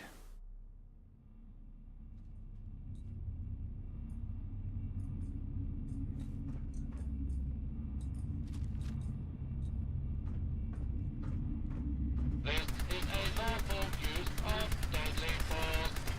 Please direct complaints to your local law enforcement authorities. Finally.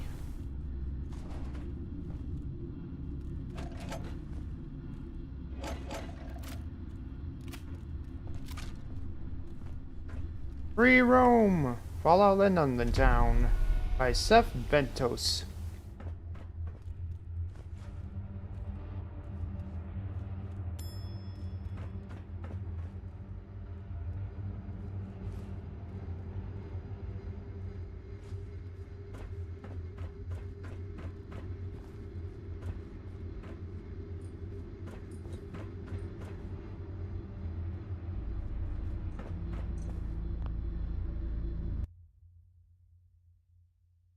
Fresh as shit.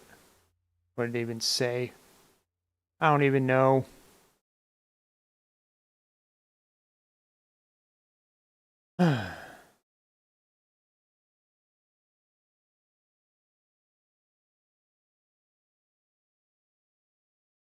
Just another advertiser.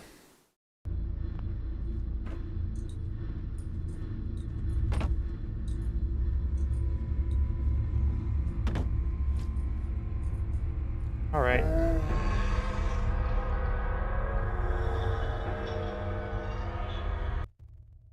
Clearly my platforming skills are not in today. They've been visibly checked out apparently. Continued resistance is unlawful.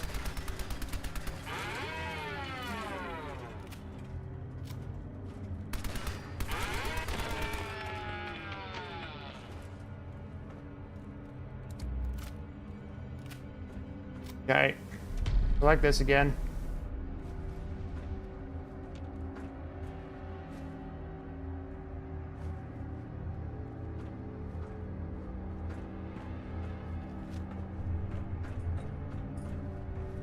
Is okay. Just the Random ass glass case.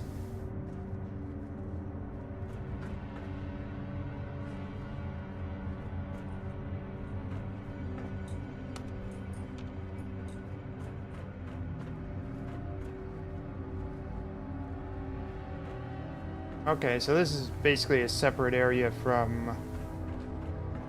Oh no, never mind.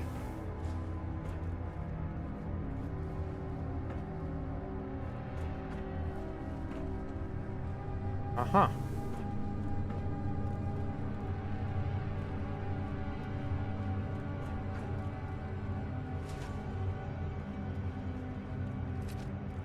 Guess I can, get that back.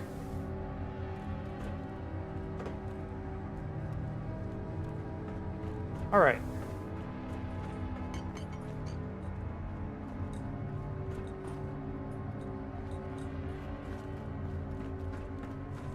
Going all the way back down to the basement.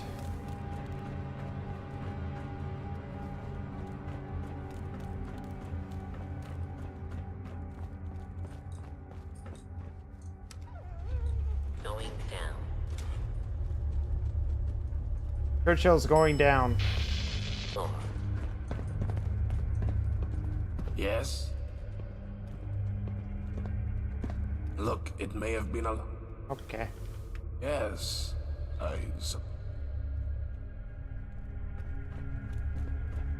Alright. Communications terminal.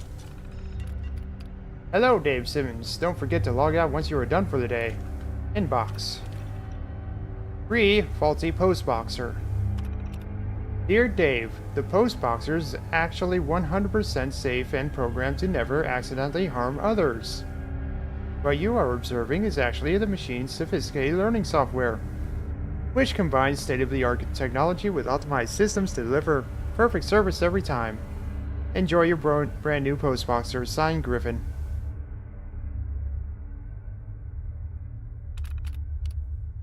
Forward. Response. Well, reply.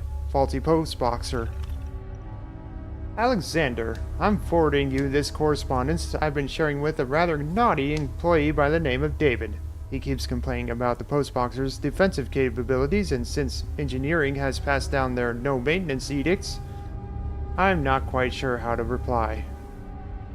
I propose we transfer him to an alternative position, or recover the postboxer when it's not in the public's eyes. Additionally, I think we should consider turning the postboxers into a military product, considering how dangerous it seems to be. Signed, Griffin. Outbox. Faulty postboxer. I think this postboxer's you engineering boy is all installed in on the lobby is faulty. He's supposed to hand us our mail, yet he keeps punching holes into the wall and denting our furniture. I'm staring at the bloody thing, and it's trying to fit a letter into the kettle for some reason. Is this thing safe? Reply, faulty postboxer. First of all, this thing is not new. It's got a dent the size of Manchester on its side. Second, not only did you not answer my question, but your perfectly safe machine has gone absolutely bonkers. It tried to deliver a letter to Mary, and it punched her right in the chest with the letter. Now it's chasing Benedict up and down the office because he's got a letter from his mom. I'm scared this thing is actually gonna hurt someone. We should fix it soon. P.S. Did you say accidentally harm? Why are we giving these machines the power to hurt people?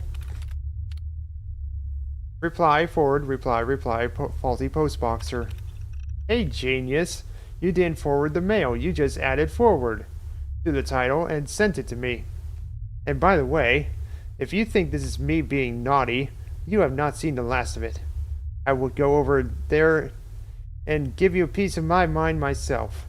But I'm typing from a different terminal hidden inside a closet since your murderous postboxer is trying to feed us the latest fashion catalog he just got in the mail. Thanks for nothing.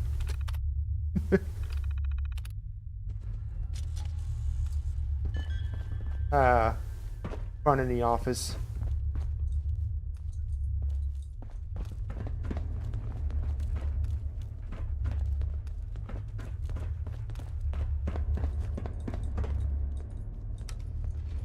Going up.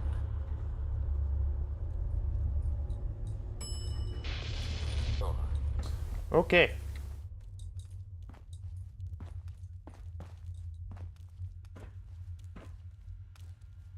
Comms terminal. Hello, Benedict Hosley. Don't forget to log out once you're done for today.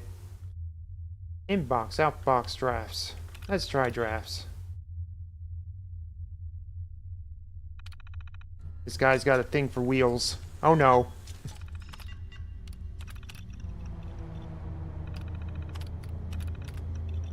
Alright, inbox regarding Vickery. She took the bait and sent the letter. She'll be out of her way soon, Benny. Kisses, Barb. Alright. Outbox. The legs predicament. Alexander, I understand you really want to get these products out before the next fiscal quarter, but are you sure we should replace all robotic legs with wheels? The Mindbot already has problems trying to walk from point A to point B, and replacing his legs with wheels will only make him more likely to break. Please, reconsider. Reply, answer me. 3 exclamation points. Vicky, these terminals were not designed for personal correspondence. I've said my part, and you should accept that I'm with someone else now. Stop embarrassing yourself and move on. Don't make me call the police. Reply regarding Vicky. Wonderful. Dinner at the Golden Bullion? Well, bouillon. My treat. Drafts. On the Beauty of Wheels, Draft 1. Dear members of the board, I come before you as a humbled engineer. Despite our countless years attempting to develop robotic transportation systems that stimulate our 2 human legs, we have yet to successfully complete a robot capable of using said legs without walking into a wall, off a cliff, or both at the same time. That is why I propose we switch to a wheel-based system for all future further prototypes. I believe our mistake was looking towards humans for inspiration as opposed to machines. And is the wheel not the most elegant of machines? Did the wheel not give birth to all of human progress and civilization? No, that was fire. Consider the wheel, members of the board, and how its beauty can in turn make our products more beautiful. The simplicity of wheels, Draft 2. Members of the board, as chief engineer, I am ready to stake my reputation and further employment on the following idea. That wheels need us more than we need them. Somehow. Once we could easily develop working robotic legs within the next decade, we've come to realize through careful market research that there is a fantastic opportunity waiting for us here. If we add wheels to our robots, not only can we take advantage of surprisingly low prices on materials and construction, but we can also revolutionize our industry, adopting a new paradigm and showing everyone how cavemen got it right all those millions of years ago. Consider the wheel, members of the board, and how its simplicity can in turn make our products more simple. Wheels, Draft 3. Members of the board, we have conclusive evidence that switching all of our robotic products' legs for wheels will lead to a reduction of 66% in material and construction costs. Additionally, wheels require less maintenance, and as a result, we will be able to have our maintenance crew without sacrificing our top-of-the-line customer service. I hereby recommend we switch to wheels before the week is over. P.S. Alexander, this is the no-frills version you asked for, and I included your comment about having maintenance crews, which I still say is an awful idea. Don't say I didn't warn you.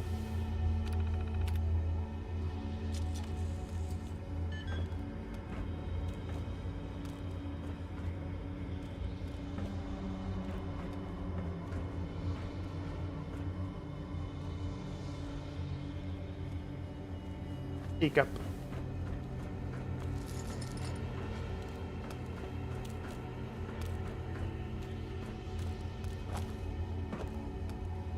Backup terminal.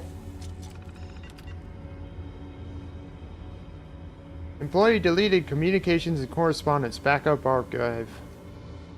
Subject, daily tasks. Here are some of your required daily tasks for research and development for Upton Burke. Conduct research on emerging technologies related to robotics and automation.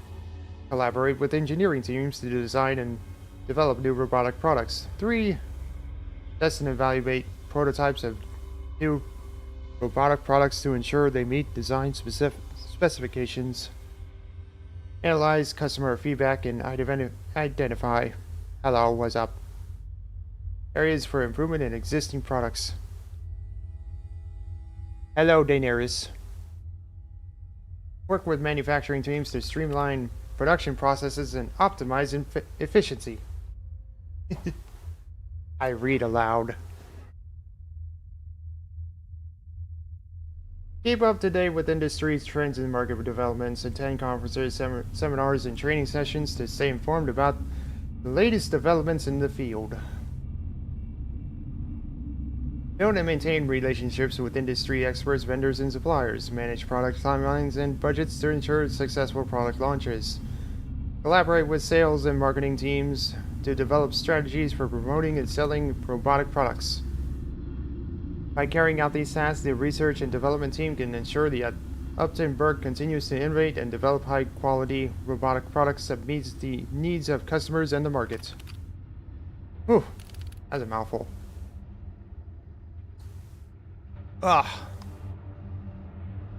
Subject spam, Jimmy hats for sale, your sexual health manners.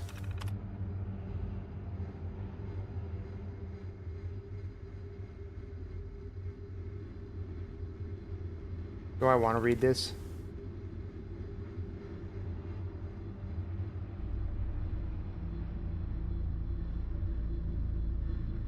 Yep, I'm having all that worked on right now.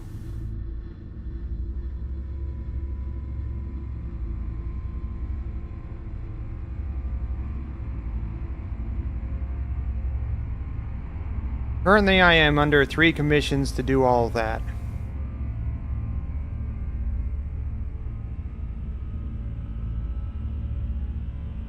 It just takes time.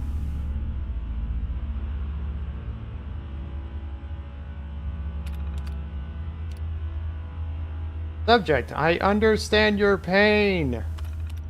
Hi, William. I'm sorry to hear that you're feeling so overwhelmed by your job. It sounds like you're going through a lot of stress and frustration.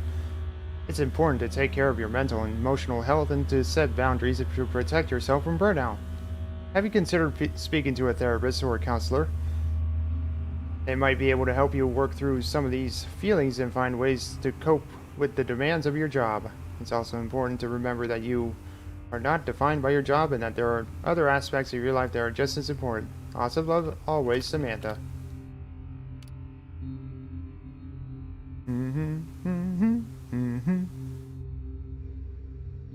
Subject, reply. I understand your pain. Greetings, Samantha. Thank you so much for your kind words and support. It really means a lot to me. Sometimes it feels like no one understands how difficult my job can be, and having someone acknowledge that means a great deal. It can be overwhelming at times, but knowing that there are people who care and are there to listen helps me push through. Thank you again for being there for me. Kind regards, William. Subject, password reset request for door access. Dear Building Manager, I am writing to request a password reset for the door access system. Unfortunately, I seem to have forgotten the password for the door and I am unable to gain entrance to the building. I would be grateful if you could provide me with a new password as soon as possible so that I can resume my work. Thank you. Best regards, William. Subject, reply, password reset request. Dear William, thank you for reaching out to me regarding your password reset request. I'd be happy to assist you with this. To verify your identity, please provide me with your full name, department, and any other relevant information that will help me confirm your identity. Once I have verified your identity, I will send you a link to reset your password. Wait, what? Send a link? Is there an internet connection in this universe? I mean, it's really primitive, but still.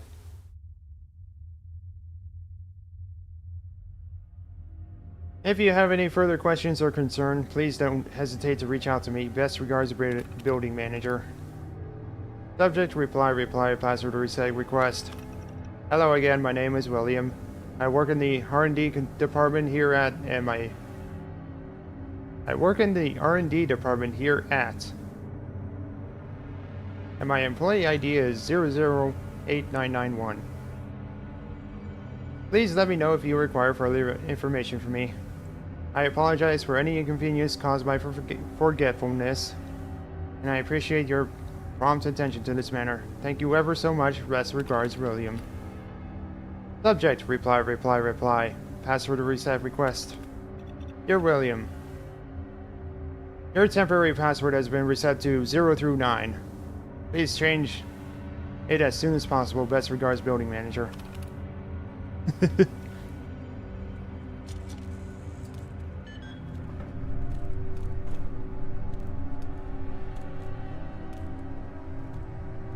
Zero through 9.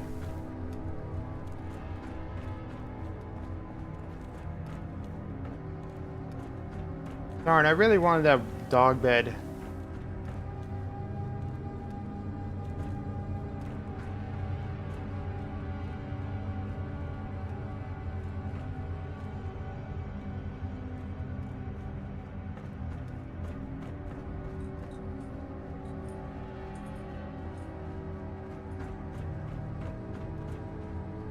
Alright, research terminal. Robo-Margo prototype test group feedback. Hello, Sydney B. Frostwick. Don't forget to log out once you're done for the day. Group 1. Today's Robo-Margo group test was an astounding success. The participants were mostly males aged 18 to 45, a key demographic in Upton Burke's future plans. They were all clearly impressed and quite enamored with the Robo-Margo's capabilities, and whilst most participants were a bit shy at first, they quickly warmed up to the Robo-Margo's charisma chip. Made sure to note that down since Roger won't shut up about his chip. The participants were all very interested in purchasing a Robo-Margo, although I began to notice many of them making romantic advances towards the Robo-Margo, with one of them going as far as asking if she was anatomically correct down to the most important of details.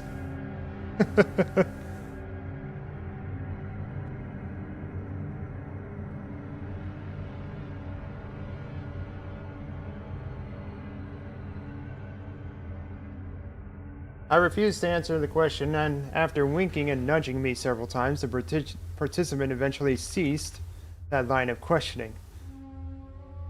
An unexpected reaction, but surely something that only happened due to the gender and age makeup of our first group. Group 7.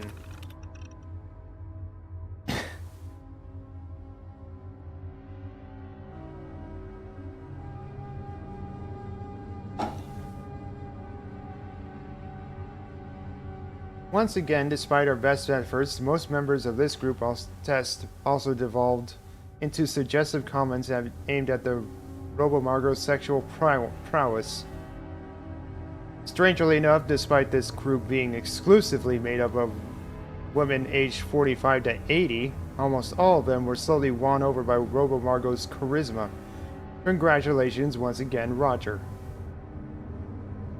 However, instead of simply stopping at respecting and appreciating the Robo-Margo's work, almost all test subjects promptly moved towards the adoration phase, making suggestive comments towards the robot and asking me questions about its anatomy. I've sent the prototype back to the engineers, but they don't know what's going on.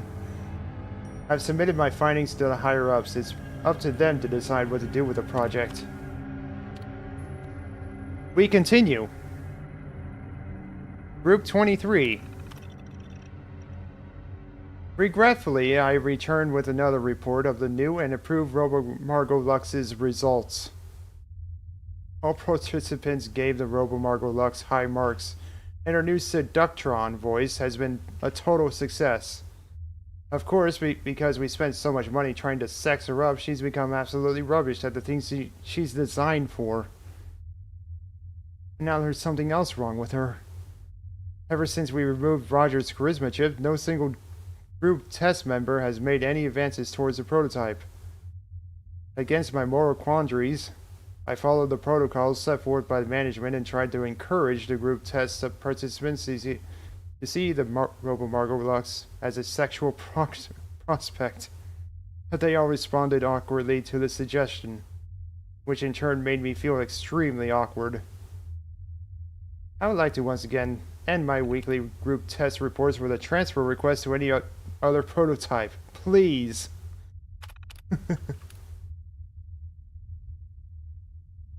Group 40. Oh no.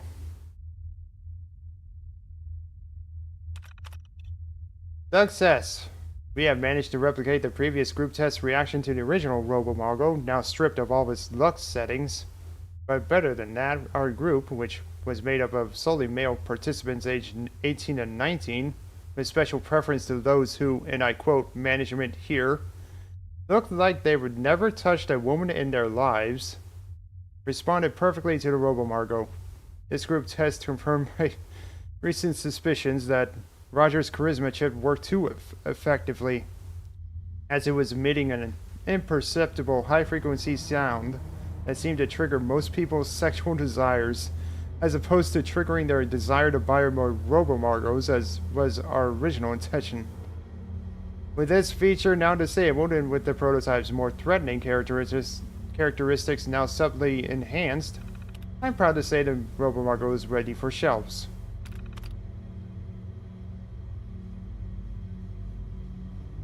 Oh no.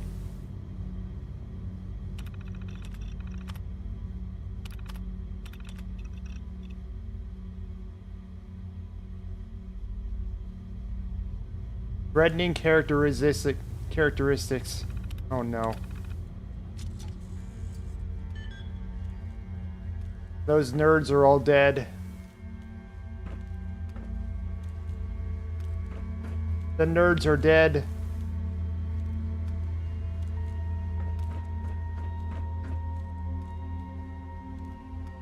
Science has gone too far.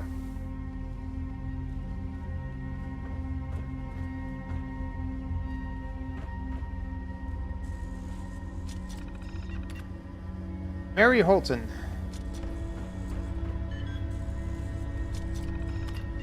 Alexander Perry. Alright. Inbox. Slogan proposal by Mary Holton. Summary. Hello, employee. I am the Uptonburg email summary system, part of the Uptonburg software suite. I see you have received a message from a subordinate. I have automatically generated a report for you containing the message's main topics. This message from subordinate Mary Holton concerns a marriage proposal between her and an employee named Slogan. Mary mentions Uptonburg's recent positive press and suggests a new slogan for the company. Her ideas include, "If it ain't Burke, don't fix it." As in, why bother maintaining subpar products from other companies when you can just go Burke? If it's Burke, you'll fix it. Up yours, Upton Burke. Because it's Upton Burke. Burke, Burke, Burke to Upton, Upton, Upton. Subordinate Mary Holton then says that her doors are open for suggestions, and that she hopes the slogan will fight against the false truths and unhoods currently being propaganda through the media. Would you like me to draft an automatic reply to this message?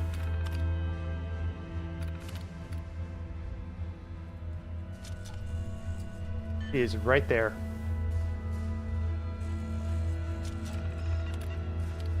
Outbox. Manager report number 442. Happy to report profits and revenue continue to soar here at Upton Burke. We're currently working on the final phase of research and development of our newest project, which means I'll soon be able to divulge all the details surrounding this secretive project. I extend my sincere hello, Master Chachi.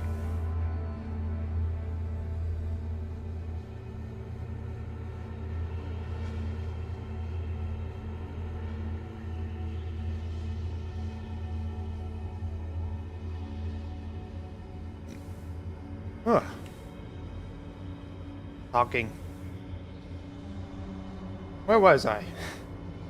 We're currently working on the final phase of research and development of our newest project, which means okay, secretive product. I extend my sincere apologies to management for taking so long to divulge the true nature of this product, but I dutifully believe all will become clear when said project is revealed to management. I'd like to thank the board for their continued patience with this product that will revolutionize Upton Burke. I expect further updates within the next few months. Reply. Forward. Forward. Reply. Reply. Faulty postboxer. Are you aware you also sent this message to the person you're complaining about instead of just me? Please read up on proper communication procedures and stop sending me your inane ideas. My terminal is not the place for your proposals.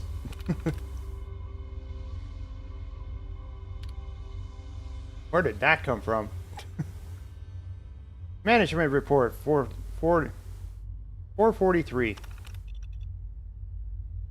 Good news! We have hit a major breakthrough on our research, and as a result, I can announce the newest Upton Burke product far earlier than expected.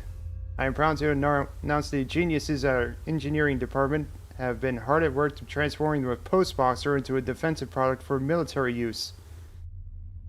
We believe these machines can be retrofitted and recycled for much more profitable purposes.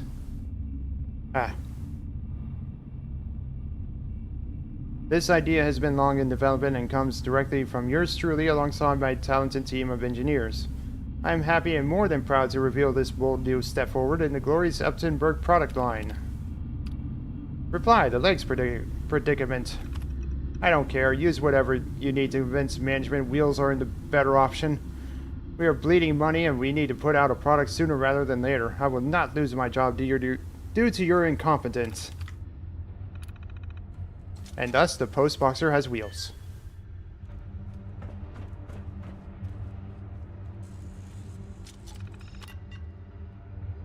Hello, Mary Holton. Don't forget to log out once you are done for the day. Inbox. No new messages. Really? Outbox? Slogan proposal by Mary Holton. Recently, our company has received a decent amount of negative press surrounding the quality of our products. Said press is almost always accompanied by the mocking moniker of often broke. Combining our name Upton Burke with the fallacious idea that our machines are in any way faulty. In order to combat this barrage of senseless negativity, I propose a new slogan for Upton Burke that will disarm the critics and enchant the public at hand. Some possible slogans include, if it ain't Burke, don't fix it. As in, why bother maintaining subpar products from other companies when you can just go Burke? Up all night with Upton Burke, as in, our machines work all night while you sleep. Up yours, it's Upton Burke. As in, how dare you offer me subpar products from other companies? I prefer Upton Burke. Because it's Upton Burke.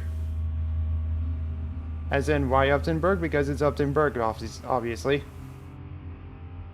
Update Burke to Upton Burke. Update your subpar products to the much better Upton Burke products. Oh, I see. The AI completely botched the substance of this email.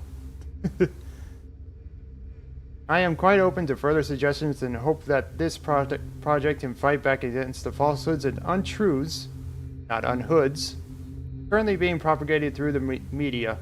Signed, Mary Holton, Junior Marketing Executive. Thanks for following, Master Chachi.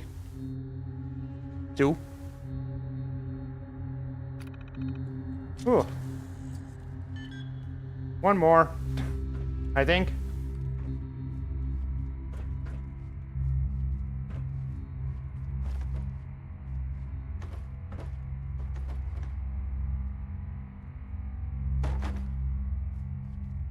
Okay. Yeah, we still have this office area to work with.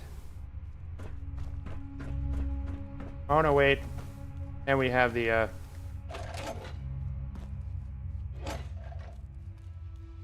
Lidless pomade. Oh.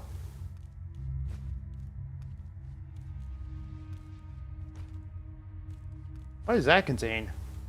Now I'm curious.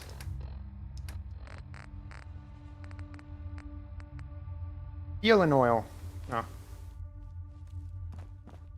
I was thinking more along the lines of steel and adhesive with oil.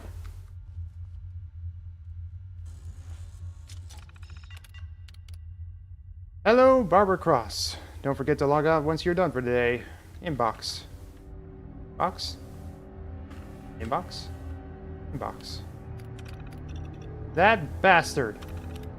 Meet me in the restroom as soon as possible. You won't believe what that bastard Benedict did to me last night. He dumped me in front of his whole family. Said he found another woman.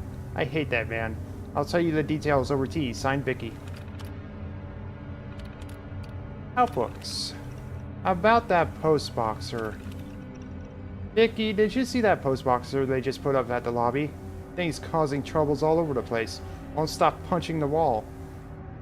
Thought I'd shove a letter into someone's briefcase against their will. Watch out for it. An idea.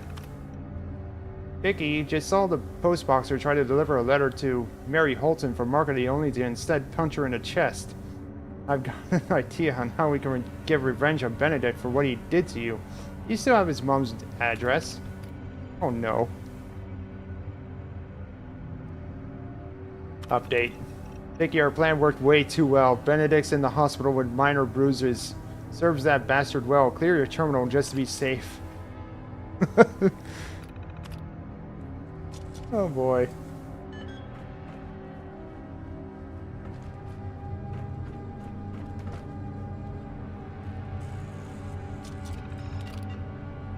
Hello, Vicky Waterfield. Don't forget to log out once you're done for today. Inbox. Reply an idea. Message deleted. Reply an update. Message deleted. Employee dismissal notification. Vicky Waterfield, we of Upton Burke thank you for your time and wish you good luck in your future endeavors. As you continue to further your career, remember you always have a home and family here at Upton Burke. Please vacate your offices within the next 30 minutes. Outbacks.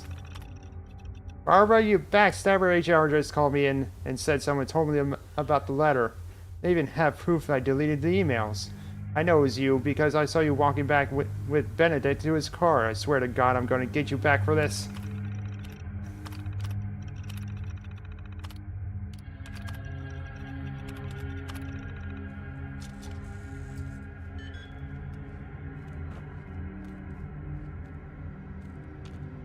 I can't have confidential letters. Alright.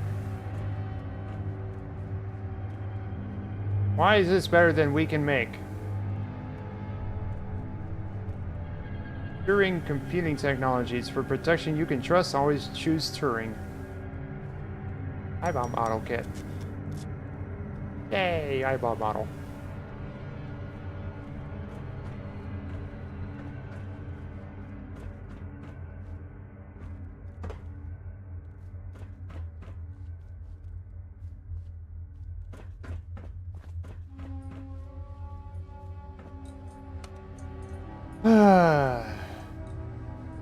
That was a lot of reading.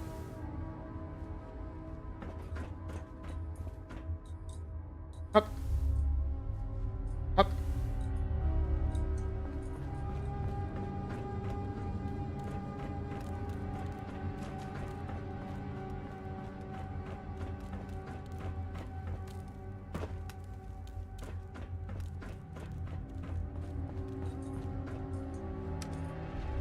Going down. Oh, man.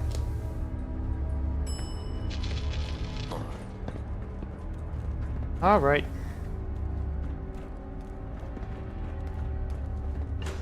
Got our language module.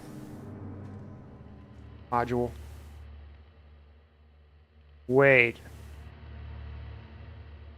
that the charisma chip?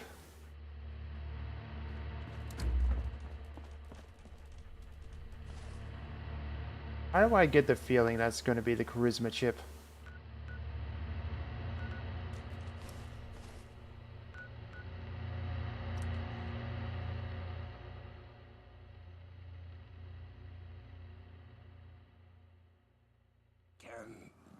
just... Can we just? Hmm.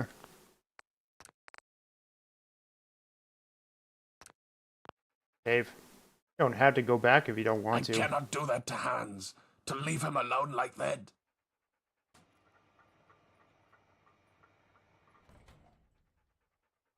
The world is not what it was. Nobody knows who you are. If you want to become someone else, all you have to do is do it. Tell Hans. I'm sorry.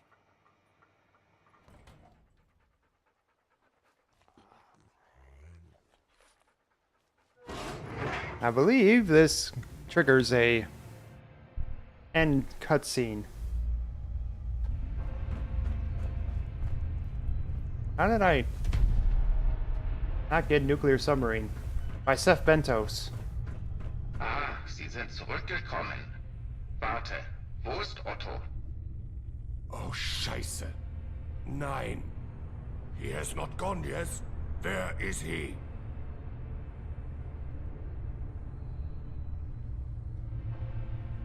I killed him with self-defense. He's right behind me. I told him he could go. Oh, no, you don't know what you've done. You fool. You fool. Startsequenz eingeleitet. Accept my fate. Es ist gut.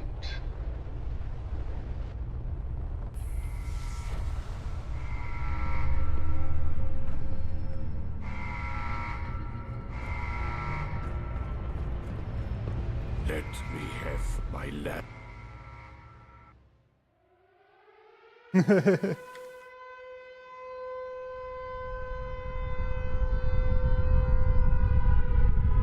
They say you should never attribute to malice that which can be attributed to stupidity. But the truth is, when the result is the same, it doesn't matter. Due to the Wayfarer's actions, the city was once again engulfed in nuclear hellfire, and London was returned to the state of nature.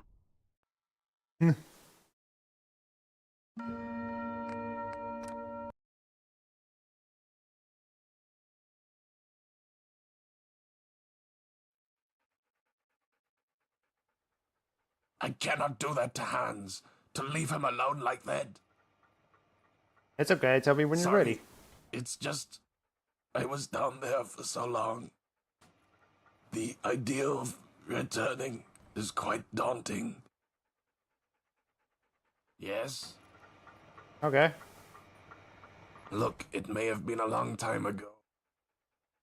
Okay. Yes, I suppose you're right. Lead the way. So what happens if we pass a charisma check and then tell him that he should be ready? Alright. Collect this. For some reason I didn't collect it. Somehow. I don't know how.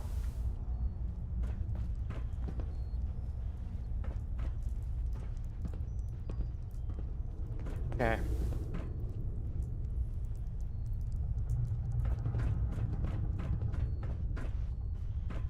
Ah, Sie sind zurückgekommen.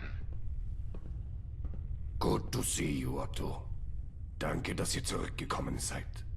Ich bewundere eure Stärke. Well, who could resist coming back to such a wonderful home? Sagen wir einfach, wir haben einen positiven Betrag für Londons Ambiente gemacht. Bitte, meine Herren, lasst die Frau arbeiten. Können Sie sie zum richtigen Anschluss bringen? Of course, Emmanuel. He's keen for you to get started as soon as possible.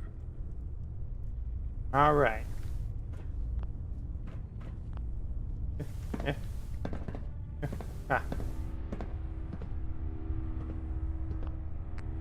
Please wouldn't go, miss. Bitte nutzen Sie ein paar Höflichkeiten.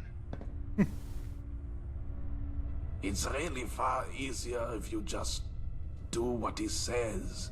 If you would like to follow me.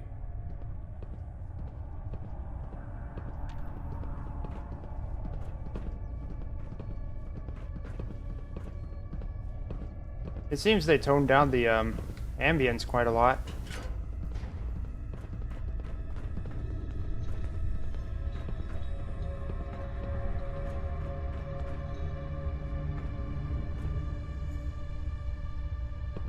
Following.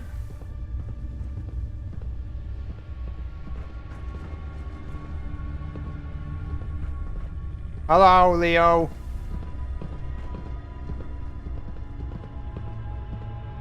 Okay. Now, if you can hand me the module, I can install it. Sure, here you go. Thank you. Okay, Emmanuel. Can you say something? Not what to say. Thoughts without content are empty. Intuitions without concepts are blind. Ah, excellent. Now we can all enjoy the fun. Morality is not properly the doctrine of how we may make ourselves happy, but how we I haven't may had make any crashing. ourselves worthy of happiness. Do you have any questions for the great philosopher Immanuel Kant? Give me a second. Oh, okay. That's a weird speaking angle. Am I speaking to Hans? Hello? What I did to resolve, I guess, Fallout London's crashing issue is to install, well, a variant of Buffout 4.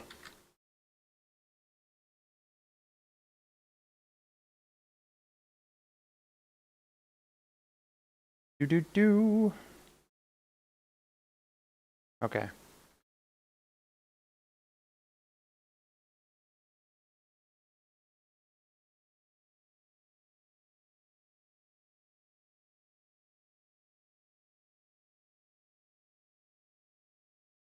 Actually, I have it in my... Hold on. I'm not sure if I can... Ah, here we are. No? Okay. In that... Open file location.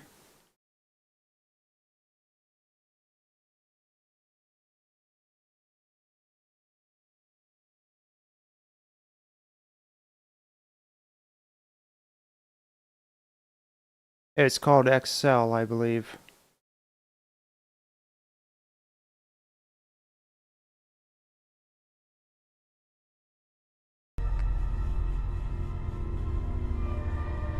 So I think it was Excel that was the Fallout 4, or I mean Fallout London variant of.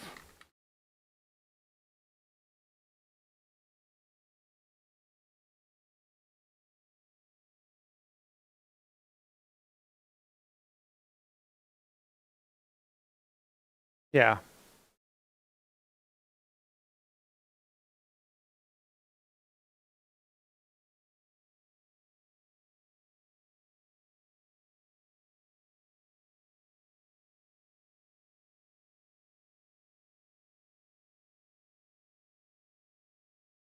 Yeah, I'm using the Excel version of Buffout 4.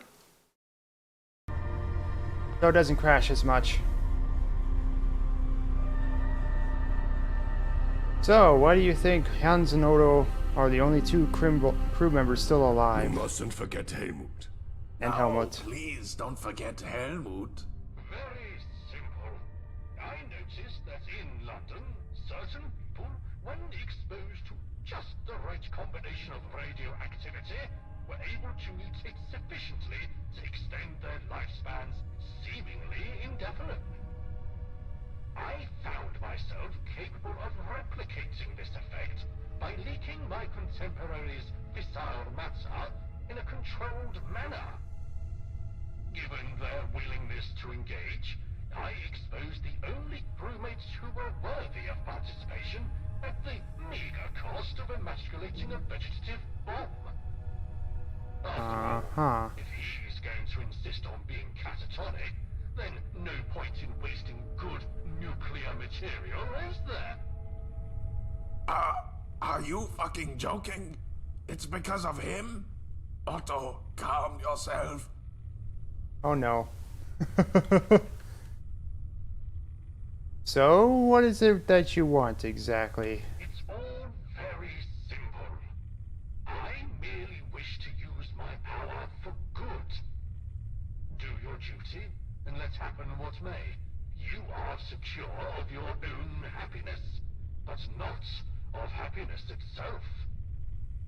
Morality is not the doctrine of how we may make ourselves happy, but how we may make ourselves worthy of happiness.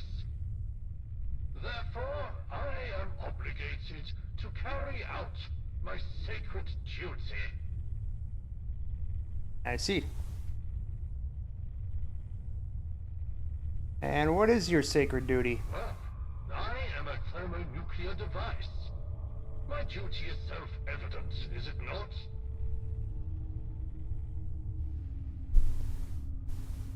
The justifications of nuclear weapon is as a deterrent. Bit late to the party, aren't you? As you've undoubtedly noticed, there has already been a considerable exchange of nuclear weapons. I'd argue that we are better off for having missed the party. Simply put, we may never find ourselves in such an advantageous strategic position as we currently are. It would be prudent to seize the initiative. Really? Well, I am... The justification of nuclear weapons is as a deterrent. This is technically correct, but with one sizable caveat. You're assuming that our enemy is capable of retaliation. My many years of observation have led me to determine that while I cannot be certain of the nuclear capabilities of the British, what I am certain of is that they currently lack a unified, coherent command structure. However, this is changing, and forces are coalescing. Simply put, we may never find ourselves in such an advantageous strategic position as we currently are. And you'd sacrifice yourself for that? Seize the initiative.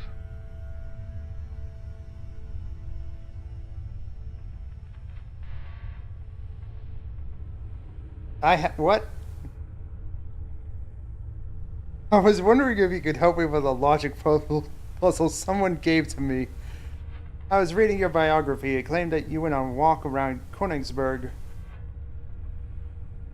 I think that's Königsberg, though, isn't it?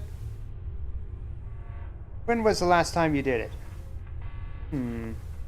Acker or Helmut's notes? Yes, I am a creature of habit. I take my sabbatical every morning at 6 a.m. and 6 p.m. Each part of the town is wonderful, so I make sure to spend at least 5 minutes in each part. Oh, okay. You see a flurry of blinking lights on Kant's castle, disguised as Kant's walking path. You notice the console appears in a similar formation to the sub's layout. The blinking lights seem to indicate specific coordinates in the U-boat. Perhaps these locations are the key to stopping him.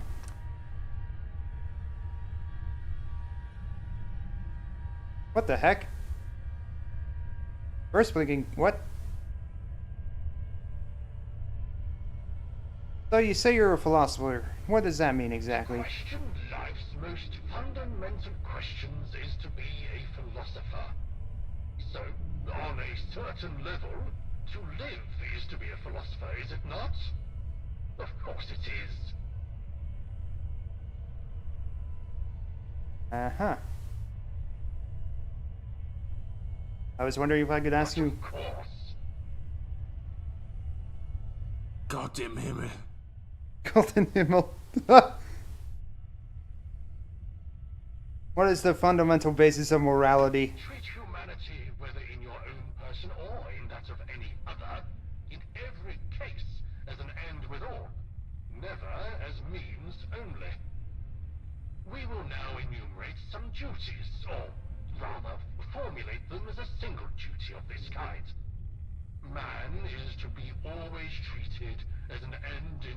himself, and not merely as a means. Every rational being exists as an end in himself, and not merely as a means to be arbitrarily used by this or that will. Every rational being must so act as if he were, through his maxim, always a legislating member of the universal kingdom of ends. So, act as if you were, through your maxims, a law-making member of a kingdom of ends. The principle of all maxims of action must be that the subject of every action is to be regarded always as an end in himself. Do you understand? Or would you like me to explain more?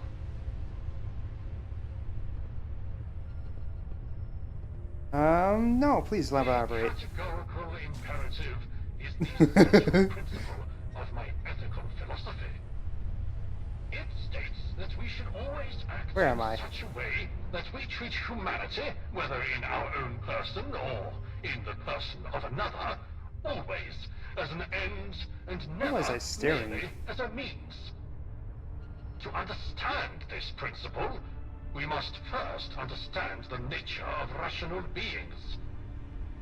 We have the ability to make free and autonomous choices, and are capable of acting on our own moral principles.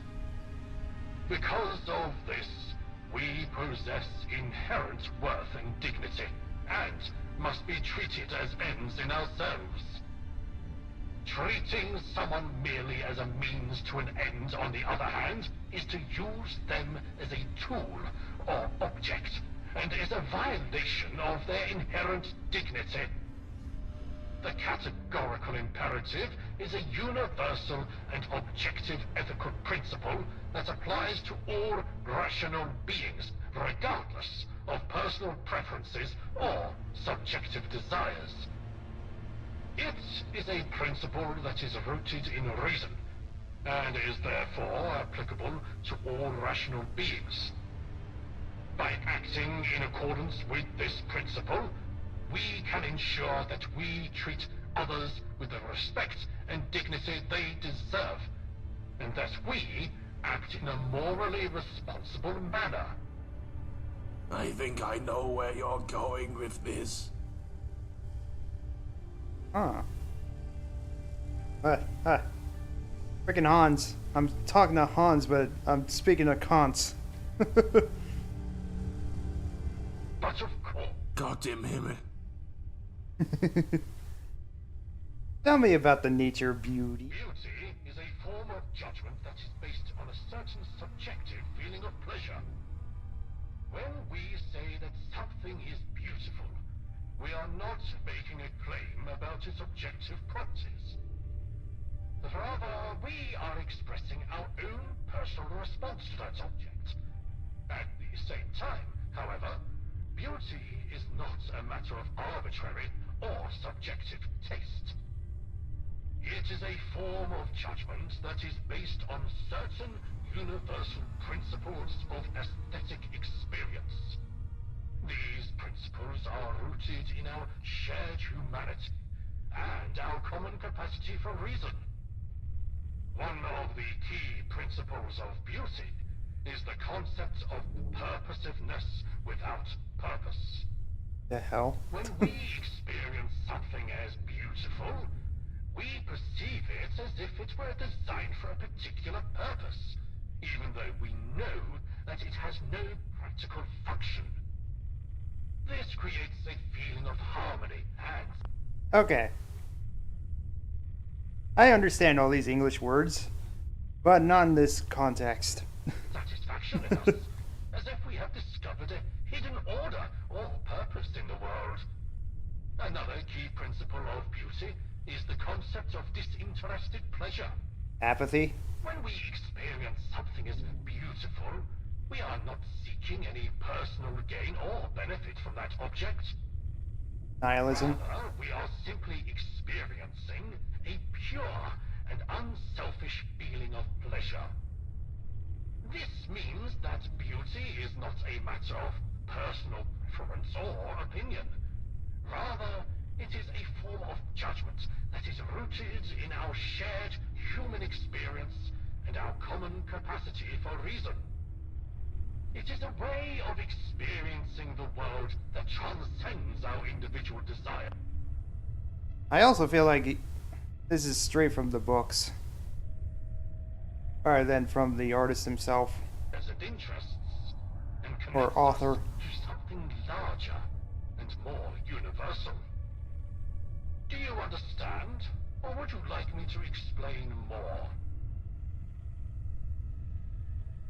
No. Beauty is a subjective experience that is based on a certain feeling of pleasure that arises when we encounter an object that we perceive to be beautiful. This feeling of pleasure is not based on any practical utility or usefulness of the object, but rather on the way in which it is perceived and experienced.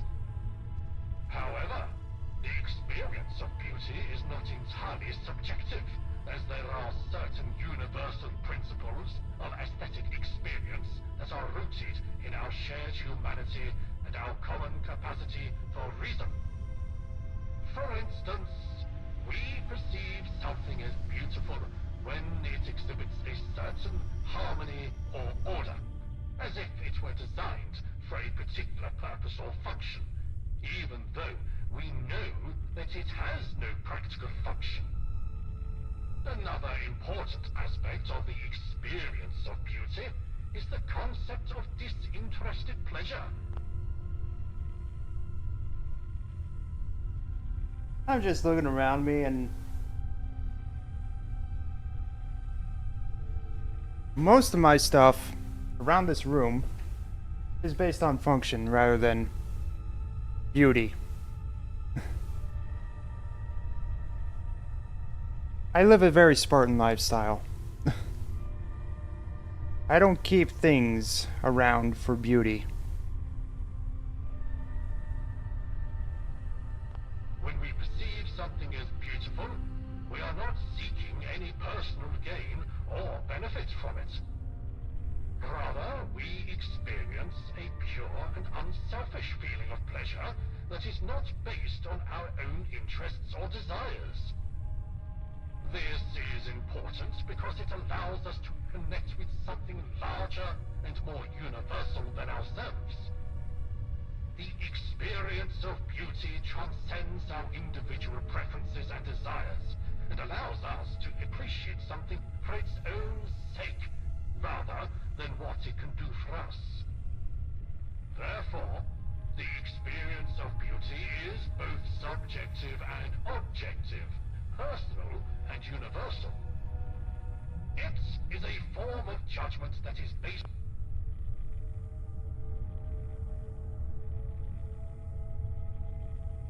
I'm trying to apply beauty to universal and On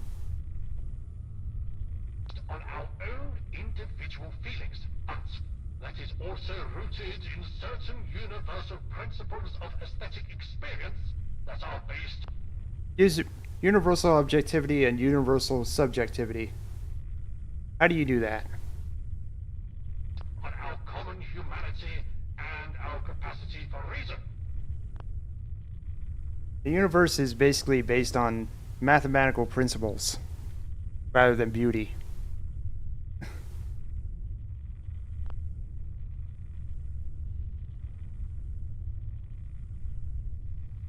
What is the nature of existence? The concept of existence is not a predicate that can be added to a thing.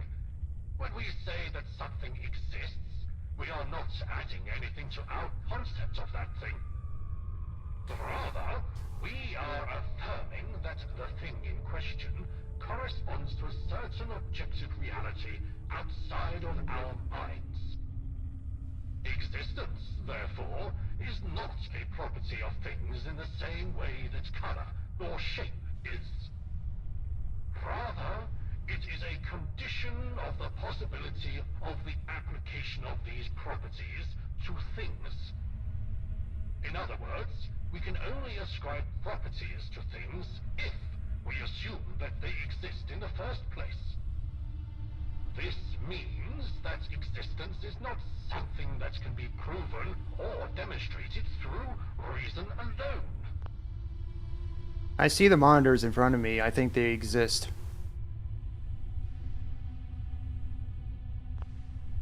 It is an assumption that we make in order to engage in meaningful discourse about the world. Without this assumption, all of our concepts and categories would be meaningless. At the same time, the concept of existence has important limitations. It tells us nothing about the nature or properties of the things that exist. It only affirms that something corresponds to an objective reality outside our minds. Therefore, existence is a necessary condition for any meaningful discourse about the world. But it is not sufficient to provide us with a complete understanding of the nature of things. This is why we have science, educated guesses. We must also engage in other forms of inquiry, such as empirical observation and logical deduction, in order to gain a deeper understanding of the world around us. Do you understand? Or would you like me to explain more? No. Existence Please as a elaborate. concept is not a predicate that can be added to the essence of a thing. I get a perk at the end of this. It is not a property that can be affirmed or denied through logical deduction. Rather, it is a necessary condition of the application of predicates to objects. In other words, in order for us to make any meaningful claims about the properties or characteristics of a thing, we must assume that it exists. However, this assumption of existence is not something that can be demonstrated or proven through reason alone. It is an unprovable assumption that we must make in order to engage in any discourse about the world. Our concepts and categories are meaningless without this assumption. Moreover, the concept of existence itself is limited in its scope. It tells us nothing about the nature or properties of the things that exist. It merely affirms that something corresponds to an objective reality outside of our minds. Therefore, while existence is a necessary condition for any meaningful discourse about the world, it is not sufficient to provide us with a complete understanding of the nature of things. We must engage in other forms of inquiry, such as empirical observation and logical deduction, in order to gain a deeper understanding of the world around us. Sometimes people just don't get me. I make logical deductions based on action, and previous experience based on human interaction. Oh, okay.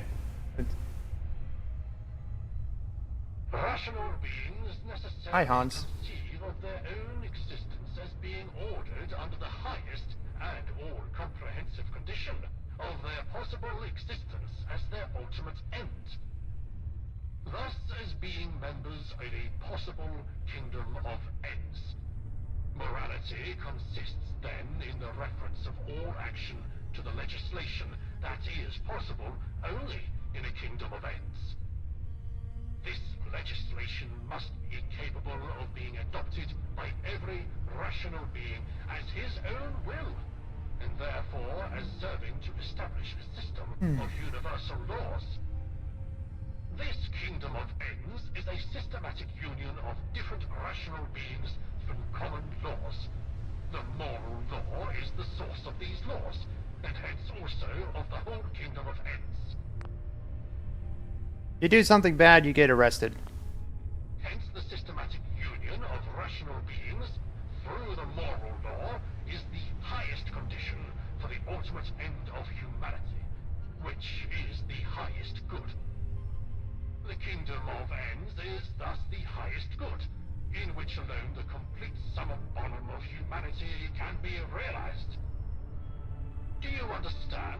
Or would you like me to explain more?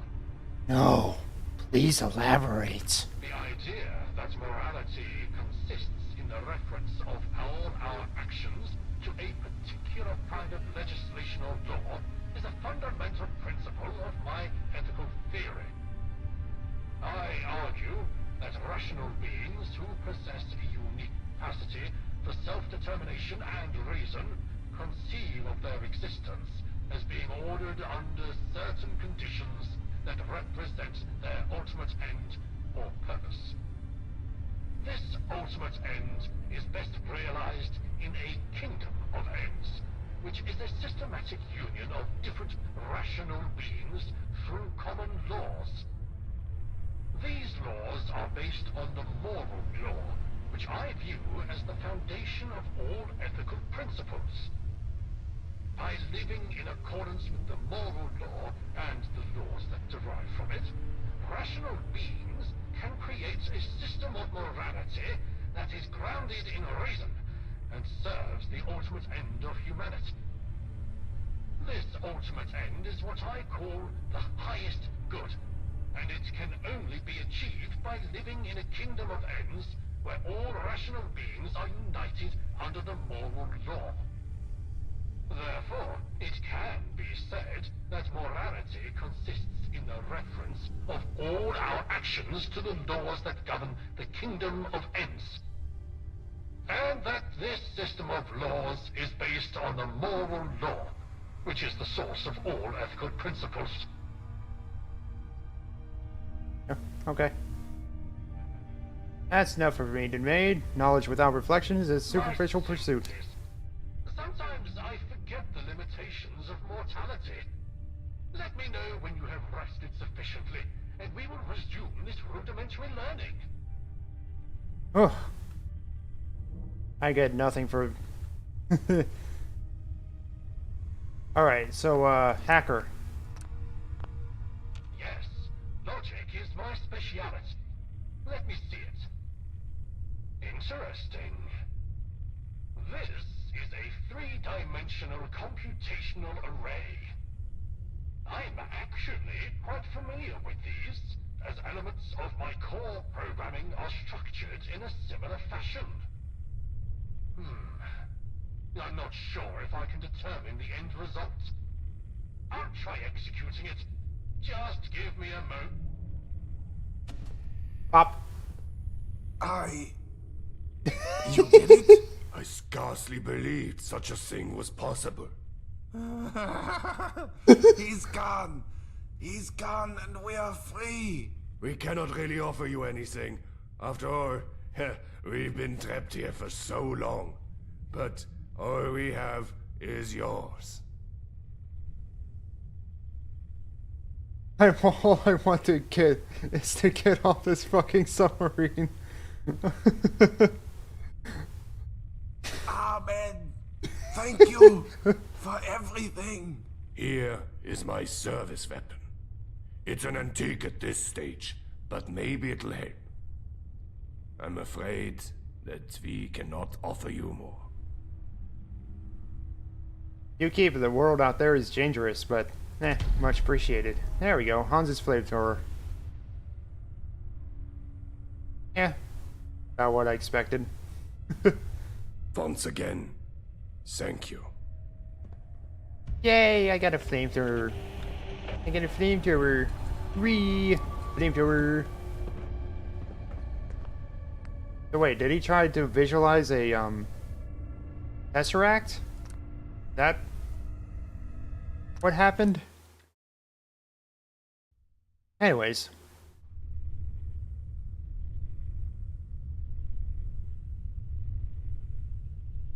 Well, now that's done, I'll be leaving. No, I'm afraid that's something I cannot allow. The men aboard this submarine are duty-bound to remain. You've all taken an oath.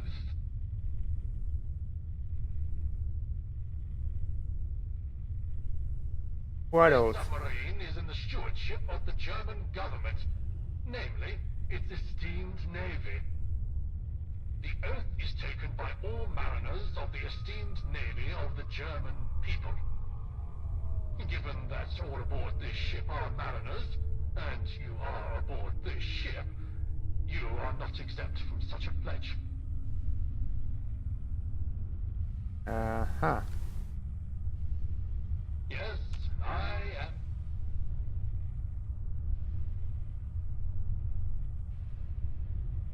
am. Can I exit dialogue then? Bueller? You mustn't forget it. No! Very sick. I found given, Otto! but of course, Gott im Himmel. treat human with every else. Do you? Okay.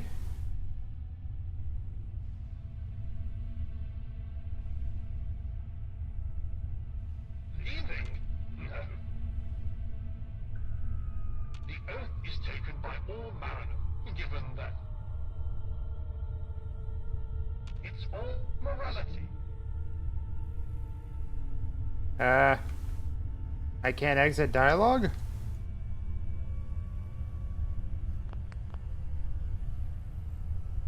Help. It's all very simple. Leaving?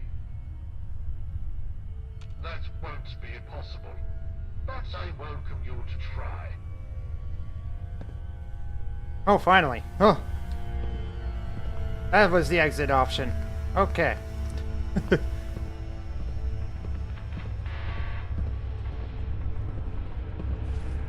So, what is this? Check the second blinking coordinate. Check the first blinking coordinate. So is this the flashing light?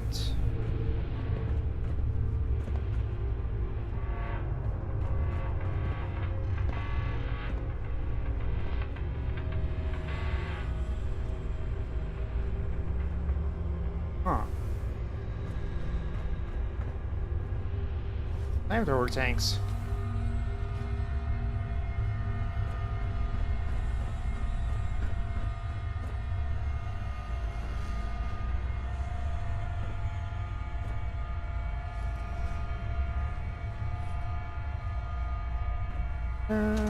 Toothpaste.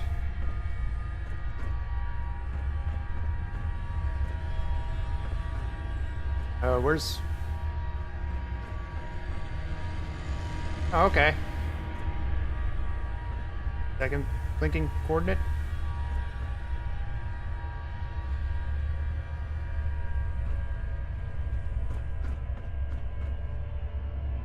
Oh, okay. So this was the electrical division ID card, then the reactor maintenance ID card. Let's take a picture of those. What order?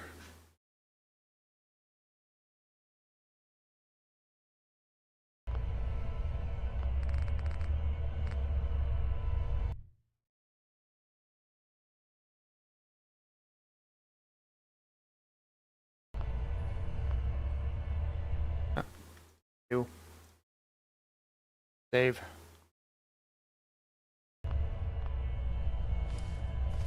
So that's the second one. The third one.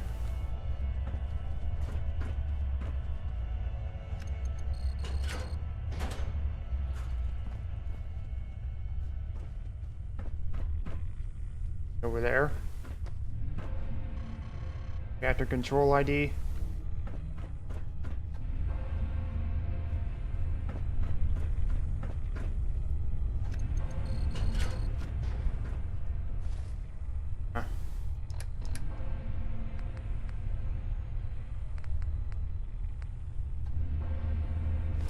Oh, you know what? I can just rat bash them.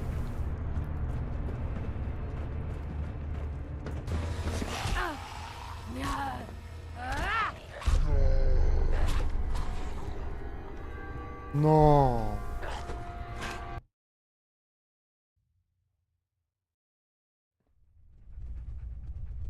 Oh, it's almost dinner time. by the way.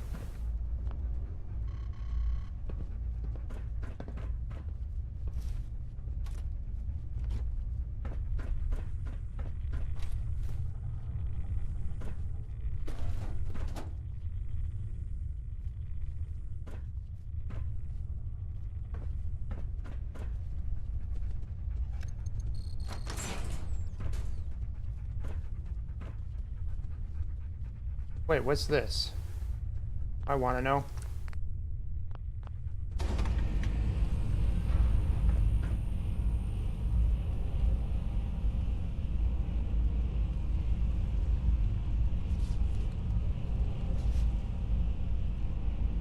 Where did I switch off?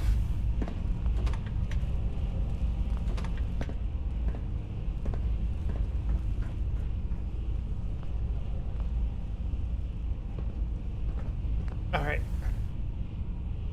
Well, it's about dinner time, so guess I'll see you later. It'll be Borderlands 1.5 later tonight.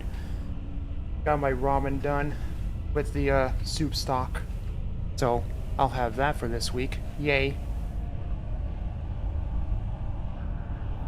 Took a little bit longer than I would have liked, but whatever, it is what it is. Have a good day. See you later.